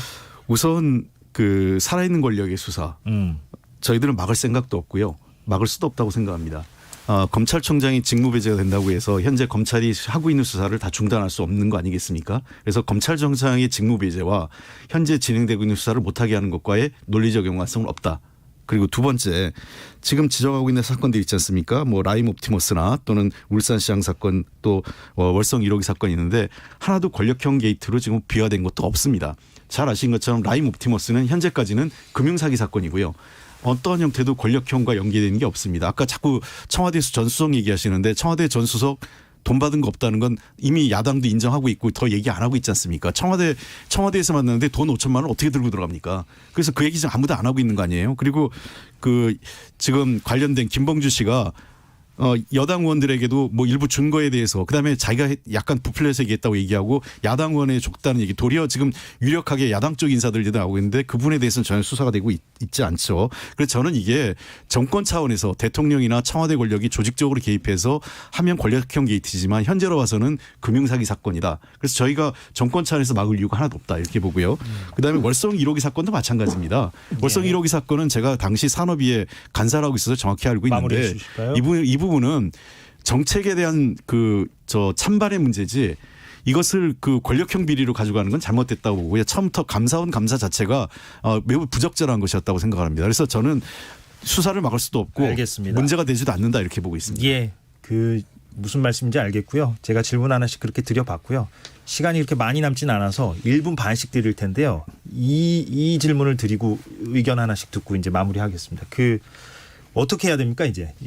그러니까 참여연대도 어제 얘기하기를 대통령께서 결자 해지를 해야 한다. 예, 이렇게 얘기를 했어요. 물론 그 결자 해지라는 게 구체적으로 어떤 결자 해지냐라는 것은 또 사람마다 생각이 좀 다를 것 같기도 하고요. 그래서 사실은 의도적으로 그렇게 이제 추상적으로 얘기한 것 같기도 하고 이제 좀 해법이 좀 필요할 것 같다는 생각이 듭니다. 각자 뭐 개인 의견을 전제로 어떻게 이 사태를 좀 마무리하고 좀 수습을 해야 될지. 예, 지금 24분이니까요. 딱 1분 정도, 1분 반 정도씩만 드리겠습니다. 예. 그런데 윤석열 검찰총장에 대한 그 직무 배제 이 부분을 어떻게 이제 할 것이냐가 중요한 거 아닙니까? 결국은 이제 앞으로 이 부분이 상당히 이제 더 뭐 해임까지 갈 수 있는 그런 상황인데 결국은 그 윤석열 총장이 비위가 없다면은 추미애 법무장관이 잘못한 겁니다. 그래 이런 있다면은 이런 비위가 있다면은 임명권자인 문재인 대통령이 사람을 잘못 본 것이죠. 임명을 잘못한 것이죠. 그래서 어떤 경우든지 간에 문재인 대통령이 지금 입장을 내놔야 됩니다. 그래서 입장을 내놓고 해임을 하든지 차라리 그러한 그 뭔가 분명한 그 말씀을 하셔야 되는데 지금 문재인 대통령이 전혀 안 보입니다. 도대체 뭐 월성 1호기 관련 사건도 그렇고 주실까요? 지금 지난번에 그 민주당의 그 보선 무공천 그 관련 당헌당규 개정 시에도 그렇고 신공항 백지화도 그렇고 지금 이 사건 윤석열 검찰총장에 대한 사상 초유의 법치주의가 무너지는 이러한 사건에 대해서도 아무 말도 지금 하지 않는 것은 그야말로 대통령 자신의 어떤 직무를 유기하는 것이 아닌가 저는 생각하고 여기까지 굉장히 좀 비겁한 그런 행위다. 홍 의원님. 그 첫 번째는 검찰 개혁을 빨리 해야 됩니다. 검찰 개혁을 해서 검찰 개혁은 두 가지인데요. 하나는 이제 기존의 공수처가 빨리 그 가동이 돼야 되는 거고요. 그다음에 두 번째는 관련된 검찰 인사 등을 통해서 문제가 있는 검찰에 대해서 그 직무를 배제하는 게 맞다고 생각을 하고 두 번째 해야 될 것은 수사가 빨리 이루어져야 됩니다. 윤석열 총장에 대해서 윤석열 총장과 이번 특히 사법부 그 사찰과 관련돼 있는 검사들은 이건 전부 다 형사고발돼서 빠른 시간 내에 수사해서 결과가 나야 된다고 생각합니다. 그렇기 때문에 그 재판부도 어제 사법부에서도 바로 영장이 발부됐지 않습니까? 대검에 윤 총장 대해서. 거취에 대해서는 수사 결과를 보고 나서 결정하자. 윤석열 검찰은 스스로 그 사퇴하면 안 됩니다. 이제는 사퇴하는 게 아니라 경찰 그 검찰 수사에 따라서 이건 사법적 판단을 받아야 됩니다. 물론 뭐 사퇴는 본인의 판단이지만 사퇴 정도로 끝나는 게 아니라 이건 사법적 처리가 된다고 보고요. 이러한 검찰 개혁과 수사가 동시에 병행해서 빠른 시일 내에 이루어져서 이 사건을 명명백백하게 국민에게 밝히고 검찰 개혁이 왜 필요한지를 다시 국민에게 확인하는 그런 과정이 되기를 저는 기대하고 있습니다. 예, 여기까지 듣겠습니다. 예, 참 간극이 좁혀지기가 좀 힘든 그런 사안인 것 같습니다. 참 언제 좁혀질까 참 궁금한데요. 예, 최고의 정치 여기까지 하겠습니다. 더불어민주당 홍익표 의원과 국민의힘 윤영석 의원과 함께했습니다. 고맙습니다. 네, 감사합니다. 네, 수고하셨습니다.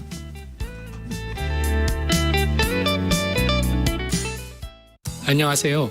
과학기술정보통신부 최기영 장관입니다. 코로나19 위기에 대응하고 디지털 대전환 시대를 준비하기 위해 전 국민을 대상으로 디지털 역량 강화 교육이 시행되고 있습니다. 스마트폰, 태블릿 PC 등 기본적인 디지털 교육부터 모바일 뱅킹, 온라인 예매와 같이 생활에 밀접한 디지털 활용까지 누구나 쉽고 편리하게 받을 수 있는 디지털 역량 교육. 지금 바로 참여하시길 바랍니다. 함께 배우는 디지털, 함께 누리는 디지털 세상. 디지털 역량 교육은 전국 1000여 개의 디지털 배움터에서 받을 수 있습니다. 자세한 내용은 1800-0096으로 문의해주세요. 나중에 일하면서 천천히 써도 되겠지? 안 돼요. 일하기 전에 써야 해요. 바빠 죽겠는데 대충 쓰지 뭐. 안 돼요. 빠진 것 없이 꼼꼼하게 써야 해요. 계약서는 무슨 일만 잘하면 되지. 안 돼요. 근로계약서 꼭 써야 해요. 근로계약서는 제때 꼼꼼하게. 근로계약서. 근로자와 사업주의 소중한 약속입니다. 이 캠페인은 고용노동부와 함께합니다. 안녕하십니까. 한국의약품안전관리원장 한순영입니다. 약은 질병을 치료하고 예방하는 데 꼭 필요하지만 정상적으로 사용하더라도 부작용이 생길 수 있습니다. 약을 사용한 후 사망, 장애, 입원 진료 등 심각한 부작용이 발생할 경우 의약품 부작용 피해구제 제도로 도움을 받을 수 있습니다. 부작용 피해구제를 위한 재원은 제약업계의 부담금으로 마련됩니다. 이 캠페인은 식품의약품안전처와 한국의약품안전관리원이 함께합니다.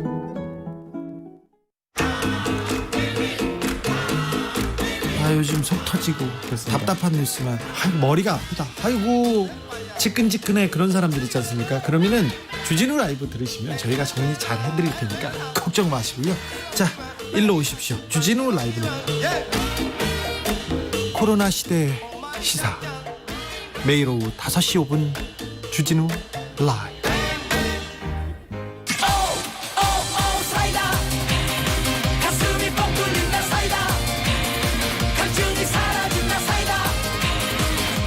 시사본부 다 사이다 가슴이 뻥 뚫린다 사이다 할증이 사라진다 사이다 꽉 막힌 시사 이슈 사이다처럼 시원하게 뚫어드립니다. 매일 낮 12시 20분 오태훈의 시사본부. 지금 시각은 8시 30분입니다. KBS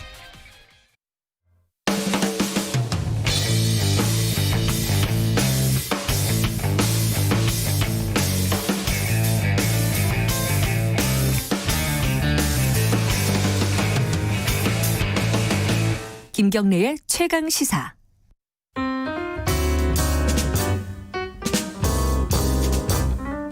네, 김경래의 최강시사 3부 시작하겠습니다. 저는 오늘 하루 대신 진행을 맡고 있는 KBS 보도국의 이재석 기자입니다. 김기식의 식스센스 코너, 오늘 해야죠. 김기식 전 금융감독원장 나와 계십니다. 안녕하십니까? 예, 안녕하세요. 네, 오늘 본론 얘기하기 전에 방금 전에 이 두 의원께서 이제 아주 뜨겁게 맞붙은 그 사안에 대해서 어떻게 보시는지도 좀 궁금해요. 짧게. 그러니까 이번에 추미애 법무부 장관이 6가지 사유를 거론하면서 이제 윤석열 총장에 대해서 직무배제를 하지 않았습니까? 이 사안 어떻게 보세요? 그냥 짧게 좀 그냥 언급하고 넘어갈까요?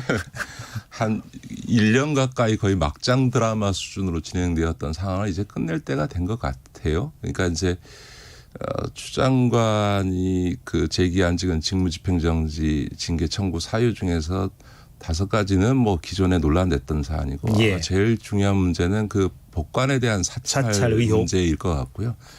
그게 이제 예를 들어서 대검이 해명하듯이 그냥 공개된 자료들을 그냥 모아서 한 거다. 별게 없다. 이렇게 되면 추 장관이 아마 굉장히 타격을 받을 거고요. 그게 우리가 우려하듯이 진짜 불법 사찰 수준의 문제다라고 하면 이거는 뭐 징계의 수준을 넘어서서 윤 총장이나 그 관련자들이 사법 처리돼야 되는 수준의 문제로 갈 거가여서 아마 그 법관에 대한 사찰 의혹 문제 이게 이제 이 모든 사안의 관건이 되는 것 같고요.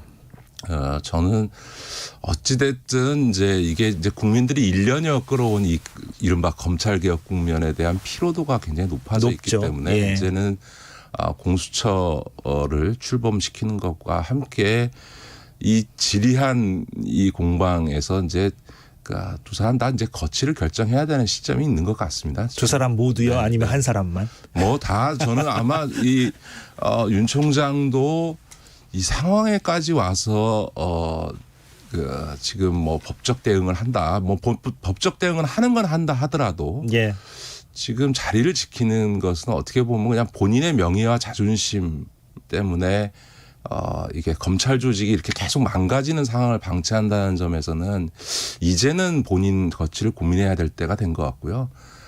추미애 장관도 윤석열 총장이 거취를 결정하고 또 공수처법이 처리가 돼서 공수처가 출범이 되면 이 검찰개혁 국면이 일단락되는 측면이 있기 때문에 그거에 따라서 본인도 저는 거취를 결정해야 되는 시기가 온 거 아니냐. 그래서 이제 좀 마무리할 때가 된 것 같다. 무슨 말씀인지 이해됐습니다. 물론 뭐 개인 견해니까. 개인 견해. 본론으로 넘어가겠습니다. 오늘 대한항공하고 아시아나 인수합병 문제 이제 얘기를 좀 해보려고 하는데 이게 이제 기사를 자세히 읽으신 분들도 있겠지만 또 그냥 스쳐 지나가신 청취자분들도 있으실 것 같아요. 그래서 어떻게 좀 차근차근 좀 짚어봐야 될 것 같은데 어떻게 보셨습니까, 김기식 전 원장께서는? 저는 뭐 불가피한 결정이라고 봅니다. 왜냐하면 이제 아시아나를 지금 계속 그 조기에 매각하지 않고 산업은행이 계속 이걸 보유하게 될 경우에 아마 뭐 코로나 상황에 따라서 더 심각해질 수도 있겠습니다만 내년에도 아시아나에 거의 수조 원의 그 국민 부담이 공적 자금이 들어가야 되고 그 뒤에도 계속 더 들어간다지 않는다는 보장이 없거든요. 근데 이제 항공산업 특히 국적 항공산업은 특성상 다른 거는 시장에서 어려워지면 뭐 안 되면 청산할 수도 있는 건데요. 국적 항공사는 청산할 수가 없거든요. 이건 국가 기관 산업이고 한 번 확보한 외국과의 이 운항 노선은 잃어버리면 다시 찾기가 어렵기 때문에 그래서 노선의 문제가 그렇죠. 있겠군요. 전 세계에서 항공사가 어려울 때는 어느 나라나 국가가 자금을 집어넣어서 유지시킵니다. 왜냐하면 우리가 항공 노선을 가지려면 다른 나라의 그 나라의 국적자한테 항공 노선을 내주면서 서로 맞바꿔서 해놓은 이 노선을 확보해 놓은 거거든요. 그렇습니까? 그러니까 그런 점에서는 지금 그대로 두면 더 많은 공적 자금이 들어가는 상황에서 당연히 이거는 이제 매각을 할 수밖에 없고요. 항공산업의 특성상 은행이 이걸 경영을 한다는 것은 불가능한 거기 때문에 저는 뭐 불가피한 선택이었다고 봅니다. 근데 어떻게 무사히 인수가 가능할까요? 지금 앞으로 절차가 지금 어떻게 뭐가 남았죠? 어떻게 지금 진행돼야 됩니까? 인수가 무사히 되려면? 지금은 뭐 그 신주 발행해서 이제 제3자 배정으로 산업은행에게 이제 그 주식을 발행하면 되는 거니까 예. 그거는 뭐 이사회 결의를 통해서 가능한 거죠. 근데 다만 지금 한진칼에서 경영권 다툼을 하고 있는 KCGI 사모펀드 쪽에서 지금 그 신주 발행 금지 가처분 신청을 내놨기 때문에 그 결정 여하에 따라서 예. 이 딜의 어떤 진행이 달라질 거고요. 만약 그 가처분 신청이 기각된다면 아마 올해 안에 이 딜은 그 1차적으로 마무리되지 않을까 싶어요. 그 KCGI 그 강성부 펀드라고 하네요. 예. 그러니까 그 사모펀드가 지금 가처분 신청을 냈는데 그게 이제 기각되면 인수 작업의 속도가 그냥 붙는 것이고 아마 올 안에 이제 그 본계약을 하고요. 근데 이제 이거는 항공상항 결합이기 때문에 국내 그 공정거래위원회뿐만 아니라 다른 나라들에서도 이 결합 심사를 다 받아야 됩니다. 그게 통상 한 6개월 정도 걸리니까 이 딜은 정확히는 내년 한 6월이나 7월쯤 종료가 되는데 내용적으로는 올해 연말에 아마 딜이 끝나지 않을까 싶습니다. 그럼 법원에서 만약 가처분 신청이 인용되면 어떻게 됩니까? 그때 그러면 뭐 그 산업은행에서 밝혔듯이 이 딜은 무산되겠죠. 무산이 되는 겁니까? 그러면은 그건 진짜 결과를 먼저 좀 지켜보고 나서 생각을 해봐야 되겠네요. 근데 이번에 그 산업은행에 이 8천억 원 투자를 놓고 이제 일각에서는 이제 경영권 분쟁이 있으니까 지금 그 대한항공 내부에서 이제 조원태 회장의 경영권을 방어해주는 어떤 그런 결과를 가져오는 것이 아니냐 뭐 이런 얘기들도 있는데 이 부분에 대해서 저는 전혀 그렇게 생각하지 않고요. 오히려 지금은 그 조원태 회장의 편을 들어주는 게 아니라 오히려 산업은행이 캐스팅 보트를 쥔 거죠. 그러니까 지금은 이제 이 그 3자 배정을 통해서 그 산업은행의 주식을 갖게 되면 한 10% 정도 되는데 조원태 측이나 조현아 측이 각각 한 30%를 넘지만 결국은 산은의 캐스팅 보트에 의해서 의사결정이 결정나는 구조이기 때문에 조원태 회장이 조금이라도 잘못하면 조원태 회장이 경영권을 잃을 수 있는 거죠. 더군다나 지금 약정상 그 조원태 회장에 대한 해임 요구권도 있고 사회이사 3명을 그 추천할 권한도 갖고 있고 거기에 윤리경영위원회나 경영평가위원회를 두어서 거기서 결정된 것을 따르지 않았을 때는 무려 5천억의 손해배상을 할 책임을 묻는 등 이게 조원태 회장에 대한 굉장히 강력한 조치를 취하고 있기 때문에 어떻게 보면 조원태 회장 입장에서 보면 양날의 검을 진 거죠. 예를 들면 본인이 잘하고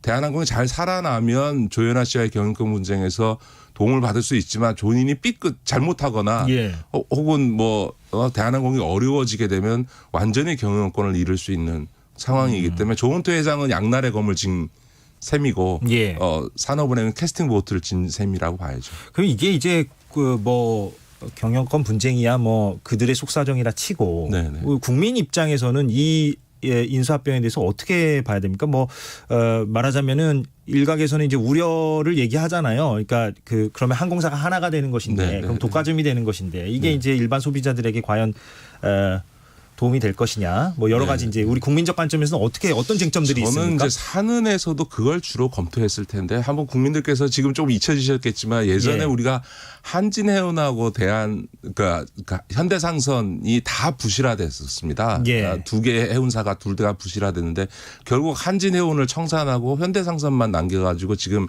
H&M이라고 하는 상선이 남아 있는 거거든요. 그때도 끊임없이 얘기됐던 게 두 개의 항공사를 빨리 합쳐서 구조조정해야만 이게 글로벌 경쟁에서 살아남을 수 있다라고 하는 이야기를 끊임없이 저도 정무위 국회의원으로 있을 때 지적을 했습니다만 결국 그걸 안 하다가 둘 다가 동반무실화되면서 결국 더 컸던 한진해운이 청산돼 버리는 결과를 낳았고요. 그때의 교훈이 뭐냐면 이렇게 구조적으로 우리나라 지금 전 세계 항공산업이 어려워져 있지 않습니까? 이럴 경우에는 이 합쳐서 경쟁력을 키워서 생존하는 전략을 취하는 게 맞고요. 그러지 않으면 오히려 둘 다 부실화되면서 둘 다 망할 가능성이 높아지는 거고요. 아까도 말씀드렸던 이 해운하고 비슷한 게 우리가 한진해운하고 현대상선 경우에서 뭘 배웠냐면 한진해운을 청산하고 나니까 한진해운이 갖고 있던 소위 얼라이언스 그러니까 해운 동맹 내에서의 운항권을 다 잃어버린 거예요. 아하. 한진해운이 갖고 있던 미주나 이런 쪽에 배를 보낼 수 있는 권리가 있는데 그 노선 권한을 다 잃어버린 겁니다. 그러니까 이런 이제 해운이나 항공처럼 이 네트워크 산업, 노선 권한, 운항 권한이 중요한 산업에서는 그냥 기업을 청산해버리면 국가 자산을 잃어버리는 형태가 되기 때문에 예. 절대로 망하게 해서는 안 되고 합쳐서 구조조정하는 방식을 취해야 된다. 이게 이제 지난 해운 구조조정 과정을 통해서 얻은 교훈이었고요. 교훈이다. 이거를 이제 이번에 항공산업에 있어서는 그 교훈대로 실행을 한 거라고 봐야 돼요. 그럼 제가 질문드린 대로 어떤 그렇게 인수가 되고 나서 이 소비자들에게 어떤 미칠 영향 혹은 뭐 불이익 이런 것들은 좀 우려되는 부분은 다른 없을까요? 문제입니다. 다른 예를 문제. 들면 그 다음 걱정할 문제다. 지금은 예를 들어서 우리나라 자동차, 현대자동차, 기아자동차 합쳐서 국내 자동차로는 지금 하나를 갖고 있는 거 아닙니까? 현대기아차. 예. 현대기아차 하나만 있는 예. 거고 뭐 대우는 GM 거고 르노는 그러니까 삼성은 르노 거 아닙니까? 그럼에도 불구하고 이게 유지되는 건 뭐냐면 이미 개방 경제 체제에서 글로벌 경쟁이 이루어지고 있기 때문에 이게 국내 독점이 일부 있다 하더라도 글로벌 경쟁할 수 있는 산업에 있어서는 그 독점의 폐해가 떨어지는 거죠. 예를 들면 항공 분야도 똑같은 거죠. 국내에서는 그게 독점적일 수 있을지 몰라도 예. 다른 외국 국적사들과 경쟁해야 되고 지금은 또 LCC와도 경쟁을 해야 되는 거니까 그 독점성이 갖는 어떤 폐해, 다시 말해서 가격을 독점적으로 해서 소비자의 피해가 발생하거나 이럴 가능성들은 상대적으로 많이 떨어져 있다. 그다음에 무엇보다 이런 거죠. 지금은 왜 하필 대한항공이냐라고 얘기를 하는데 사실은 아마 산은에서 우리나라 이 아시아나를 인수할 만한 기업들한테 다 타진을 했을 겁니다. 그런데 예. 아무도 아시아나를 인수하겠다는 의사를 표명하지 않고 오히려 우리는 절대 안 한다 하고 안 그래도 얼마 전에 어려우니까 그렇죠. 지금. 얼마 전에 현대산업개발에서는 아예 인수하겠다고 계약금까지 내놓고선 지금 그 계약을 파기할 정도니까 만약에 대한항공이 아니라면 이 아시아나는 2년이고 3년이고 계속 산업은행이 끌어안고 있어야 되는데 그러면 아까도 말씀드렸던 것처럼 수조 원의 공적 자금이 들어가야 되고 그렇게 공적 자금을 집어넣는다고 해서 은행이 이 항공사를 경영해서 살릴 수 있느냐에 대해서 자신이 없는 거죠. 그럼 대한항공 입장에서는 상당한 부담일 수 있는데 이거를 좀 그래도 인수를 하는 것이 장기적인 관점에서는 뭐 그렇죠. 회사에서 도움이 될 것이다. 네, 늘 이제 사업에서는 위기가 기회다라는 말이 있는 것처럼 예. 대한항공도 어렵기는 하지만 예. 대한항공은 한진그룹이라는 차원에서 자산을 동원할 게 많습니다. 많은 분들이 왜 대한항공하고 아시아나를 합치는데 산업은행이 대한항공에다가 자금 지원을 안 하고 한질칼에다가 지원을 해주냐. 예, 그 부분도 있죠. 그러니까 이게 경영권 분쟁에서 저한테 도와주려는 거 아니냐 이런 얘기를 하는데 그거는 잘 모르고 하시는 얘기들인 게 왜냐하면 그렇습니까? 대한항공에다가 산업은행이 자금을 집어넣는 거는요. 지주회사법 위반 문제가 생깁니다. 그 지분을 넣는 순간 예. 한진칼이 갖고 있는 대한항공의 지분이 20% 이하로 내려가기 때문에 지주회사법상 자회사는 20% 이상의 지분을 보유할 게 의무로 되어 있어서 예. 법 위반 문제가 생기는 거고요. 아하. 더 중요한 문제는 뭐냐면 지금은 산업은행이 지원하는 자금으로 아시아나를 인수하지 자기들은 하나 푼도 안 쓰는 거 아니냐라고 하는데 그거는 사실은 아니고요. 지금 물밑에서는 소위 대한항공 자체의 자구 계획안, 다시 말해서 수조 원에 걸친 자금 조달 계획안을 지금 리스트업을 하고 있습니다. 뭘 팔아서 예. 자금을 마련할 거냐. 다만 이걸 공표하게 되면 그 자산을 지금 매각 협상을 해야 되는데 상대방이 이거 팔아야 되는 거야 하면 가격을 후려칠 거 아니에요. 예. 그러니까 예. 그거를 비공개적으로 공개할 수 없는 리스트를 상황이다. 만들고 있습니다만 제일 중요한 거는 대한항공이 만이 아니라 한진그룹 전체가 갖고 있는 호텔이라든가 리조트라든가 이런 자산들을 매각하게 하기 위해서는 한진칼이라고 하는 지주회사의 자금을 집어넣어서 대한항공이 갖고 있는 자산만이 아니라 한진그룹 전체가 갖고 있는 자산 중에서 상당 부분들을 매각하게 만들어서 이 항공을 살리도록 하는데 만들기 위해서는 대한항공이 아니라 지주사에다가 출자하는 게 맞는 거죠. 마지막으로요. 짧게요. 그 노동조합에서는 걱정 많이 하잖아요. 이제 인력 감축이나 이런 거 있는 거 아니냐. 아시아나항공 측에서는 이거 부분은 어떻게 봐야 됩니까? 이제 인력 감축이나 이런 부분은? 저는 뭐 이미 산업은행이나 뭐 대한항공 측에서도 인력 구조조정은 없을 거다라는 얘기를 했는데요. 충분히 저는 뭐 인력 구조조정 없이도 이런 왜냐하면 이제 초기 과정에서는 이제 그 결합을 했을 때 그 인력이 중복되는 인력이 발생을 하죠. 근데 이게 이제 그 이 구조조정을 통해서 오히려 이 항공산업이 성장하게 되면 오히려 그걸 통해서 오히려 더 많은 일자리가 만들어지게 되는 게 되게 일반적인 거고요. 지금에 있어서 지금 유휴 인력 문제는 이미 코로나19로 인해서 지금 뭐 70%가 지금 무급 휴직을 하고 있는 상태이기 때문에 굳이 여기서 사람을 인위적으로 해고하는 이런 구조조정을 해야 될 하등의 이유가 없는 거죠. 무슨 말씀인지 알겠습니다. 오늘 여기까지 듣겠습니다. 네. 예. 김기식 전 금융감독원장이었습니다. 고맙습니다. 네, 고맙습니다. 네, 김경래의 최강시사 지금 듣고 계신 시각은 8시 45분입니다. 이 시각 교통 상황입니다. 출근길 흐름이 점점 좋아지고 있습니다. 영동고속도로 강릉 방향 서창 부근과 군포에서 부곡, 마성터널에서 양지터널 부근 정체고요. 서양고속도로 목포 방향으로는 용담터널에서 비봉까지 8km 구간 정체되고 있습니다.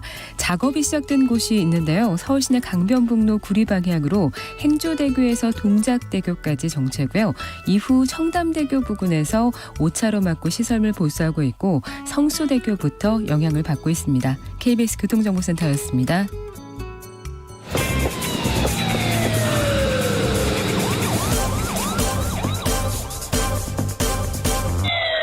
김경래의 최강시사. 네, 김경래의 최강시사입니다. 저는 오늘 대신해서 진행을 맡고 있는 KBS 보도국의 이재석 기자입니다. 김경래 기자는 내일 돌아옵니다. 자, 김경래 기자가 소속돼 있는 탐사 전문 매체 뉴스타파가 죄수화 검사를 지난해부터 계속 시즌 1, 시즌 2, 시즌 3 이렇게 계속해서 이어가고 있죠. 김경래 기자도 거기에 적극적으로 참여하고 있는 걸로 알고 있고 또 시민보 기자, 오늘 연결할 시민보 기자도 계속해서 그 죄수화 검사 시리즈를 취재 보도하고 있습니다. 원래 어제 이 얘기를 할 예정이었었다고 해요. 그런데 이제 오늘 그 죄수화 검사 얘기를 좀 본격적으로 해볼까 합니다. 전화 연결돼 있죠? 시민보 기자 나와 계시죠? 예, 안녕하세요. 오랜만입니다. 예, 오랜만입니다. 예. 자, 이번이 이제 시즌 3인데 시즌 3가 끝났습니까? 방송이? 예, 일단은 일단락 지었습니다. 뭐 남은 얘기가 더 있긴 한데 취재 시간이 좀 걸릴 것 같아서 좀 뒤로 밀어놓고 있습니다. 예. 그러면 시즌 3의 주된 내용이 뭔지를 좀 청취자분들께 좀 소개를 먼저 해야 될 것 같아요. 왜냐하면 이거를 이제 좀 접하지 못한 분들도 계실 테니까. 예, 그렇습니다. 예. 어떤 내용입니까? 어떤 점이 좀 핵심이었습니까? 한마디로 얘기하면 검사들이죠. 이 검사들과의 지금 심 기자 잠깐 전화가 좀 연결이 고르지 못했는데 다시 좀 설명을 해주시겠어요? 연결이 좀 고르지 않네요. 예, 한마디로 말씀드리면 죄수들과 특수부 검사들 간의 어떤 거래가 일어나는 어두운 생태계를 저희가 좀 깊숙이 취재했다 이렇게 말씀드릴 수 있을 것 같고요.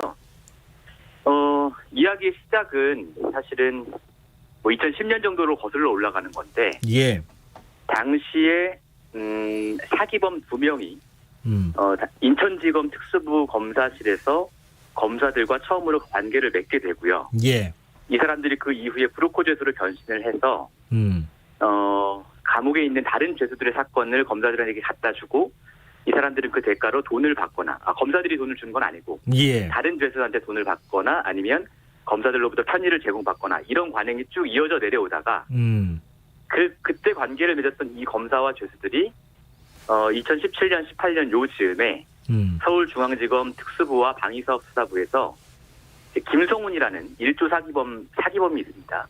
IDS 홀딩스 사건의 사기범. 그렇습니다. 지금 현재 수감 중인. 그렇습니다. 이 사기범이 수감되면서 이 사기범의 어떤 범죄 수익 은닉 자금을 둘러싸고 벌이는 어떤 거래들 이런 것들을 저희가 취재한 것이죠. 그러니까 말 그대로 이제 뭐 타이틀 그대로 죄수와 검사 사이의 모종의 거래 의혹 이거를 이제 들여다봤다는 말씀인데 그 뭐 IDS 홀딩스 투자 사기 사건은 그게 규모가 상당하잖아요. 피해 규모가. 그게 이제 어떤 사건이었죠?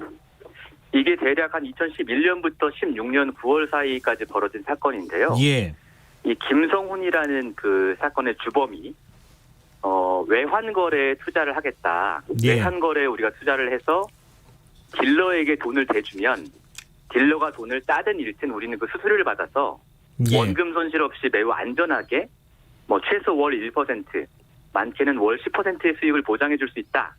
라는 명목으로 투자금을 유치해서 대략 한 1조 1천억 원 정도를 모았고요. 피해 금액이. 예, 뭐 전형적인 사건이네요. 피해자가 한 12,000명 정도 되는 그런 사건입니다. 예, 그런 사건의 주범이 이제 김성훈이라는 사람이고 지금 현재 수감돼 있는데 그런데 그 사람을 둘러싸고 지금 어떤 이제 우리 이제 초점은 김성훈 그 사람이 아니라 이제 검사가 초점이잖아요. 그러니까. 그렇습니다. 예. 그러니까 그 김성훈이라는 사람을 둘러싸고 어떤 일이 벌어졌다는 겁니까? 구체적으로?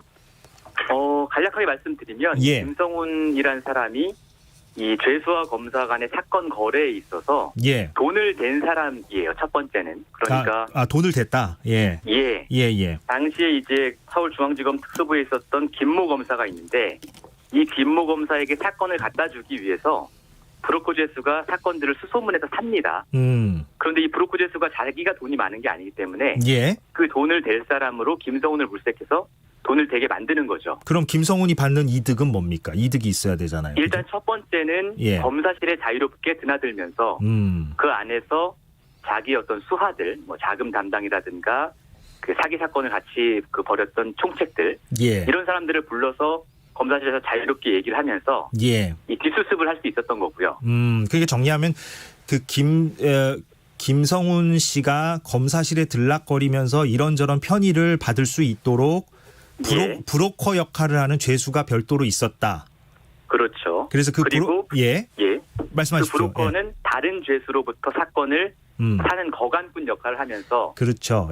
그 사건 제보에 대한 대가 돈은 김성훈이 지급하도록 해서 이런 삼각거래가 완성이 되는 거고요. 그러니까 이게 참 저희가 이제 교도소나 구치소에 있는 수감자들을 취재하다 보면 그 수감자들 사이에서 워낙에 많은 그 범죄 정보들이 돌아다니니까 맞습니다. 그런 범죄 정보들을 이제 이렇게 수집하는 사람이 있고 그 수집하는 사람도 이른바 수감자고.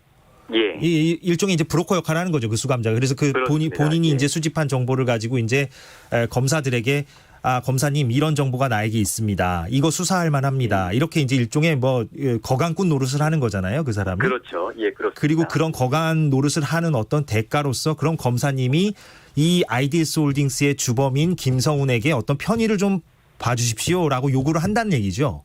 그렇습니다. 그리고 구체적으로 어떻게 뭐 편의를 봐주고 어떤 좀 우리가 지적할 만한 사항들이 있었습니까? 뭐 예를 들어서 이 김성훈이라는 사람이 판결문을 보면 범죄 수익이 한 아까 1조 1천억 정도 된다고 말씀을 드렸는데요. 그 가운데 용처가 확인되거나 회수된 것을 제외하고 한 1천억 원 정도가 비어요. 이것은 어딘가에 은닉해 놓았을 것으로 추정되는 돈이죠.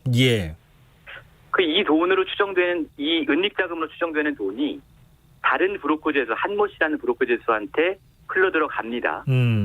그래서 이 한 씨는 그 돈을 가지고 출소 뒤에 그 돈을 가지고 김성훈의 2심 형량을 낮추기 위한 작업을 해요. 그럼 피해자들을 만나서 피해자들을 접촉해서 합의를 본다 이런 얘기군요. 그러니까 피해자들을 만나서 합의를 봤는데 그 합의 내용도 사기였고 사실은. 그래서 피해자들은 한 번 더 피해를 보게 되는 이런 일이 벌어지거든요.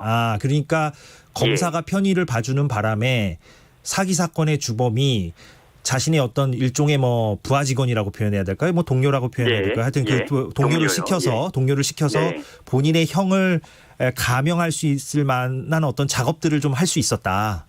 그렇죠. 그리고 그 과정에서 2차 사기 피해가 발생을 했고 또 다른 사기 피해가 추가로 발생했다. 그리고 거기서 중요한 게 이런 일들을 진행하려면 감옥 안에 있는 김성훈과 밖에 나와서 이 작업을 실행하고 있는 그 또 다른 브로커 죄수 한모 씨와 긴밀한 연결이 되어야 하잖아요.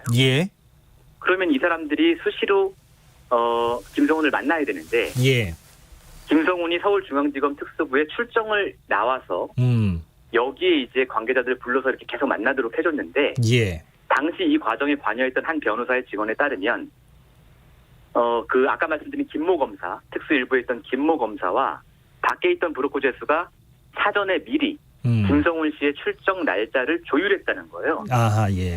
그래서 그 정보를 자기가 알고 김성훈에게 접견을 가서 며칠 날 당신이 출정을 나갈 수 있으니 준비를 해라. 예. 이때 어떤 사람을 내가 부를까요? 라고 물어보기도 하고 이런 일들이 벌어졌다는 겁니다. 알겠습니다.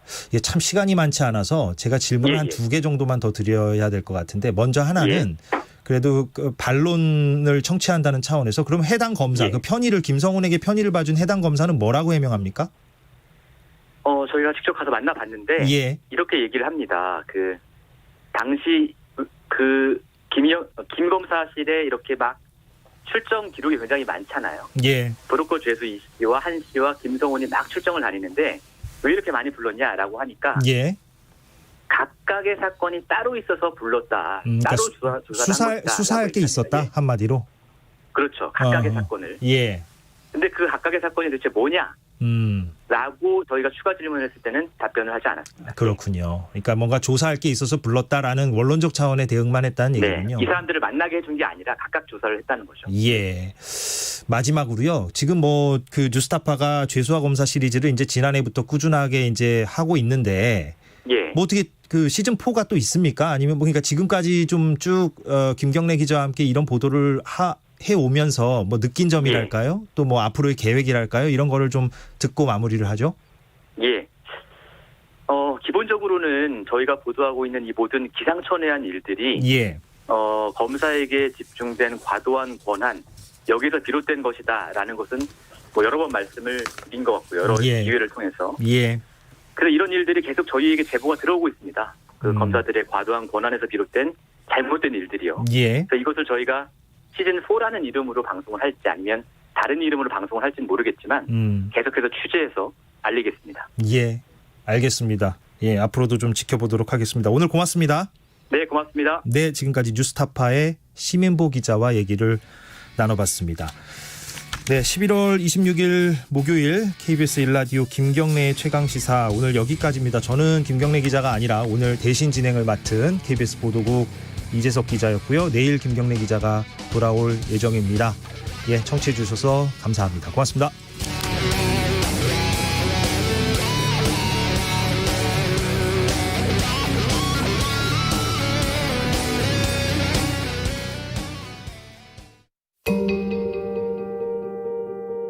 오늘도 7명이 퇴근하지 못했다. 매년 안타까운 산업재해가 반복되고 있습니다. 안전해야 할 일터에서 일어나는 각종 산업재해 질병과 사고들. 작년 한 해 2020명이 목숨을 잃었습니다. 유가족들은 말합니다. 다시는 이런 죽음을 없게 해달라고. 우리는 묻습니다. 언제까지 목숨을 담보로 지켜만 볼 것인지.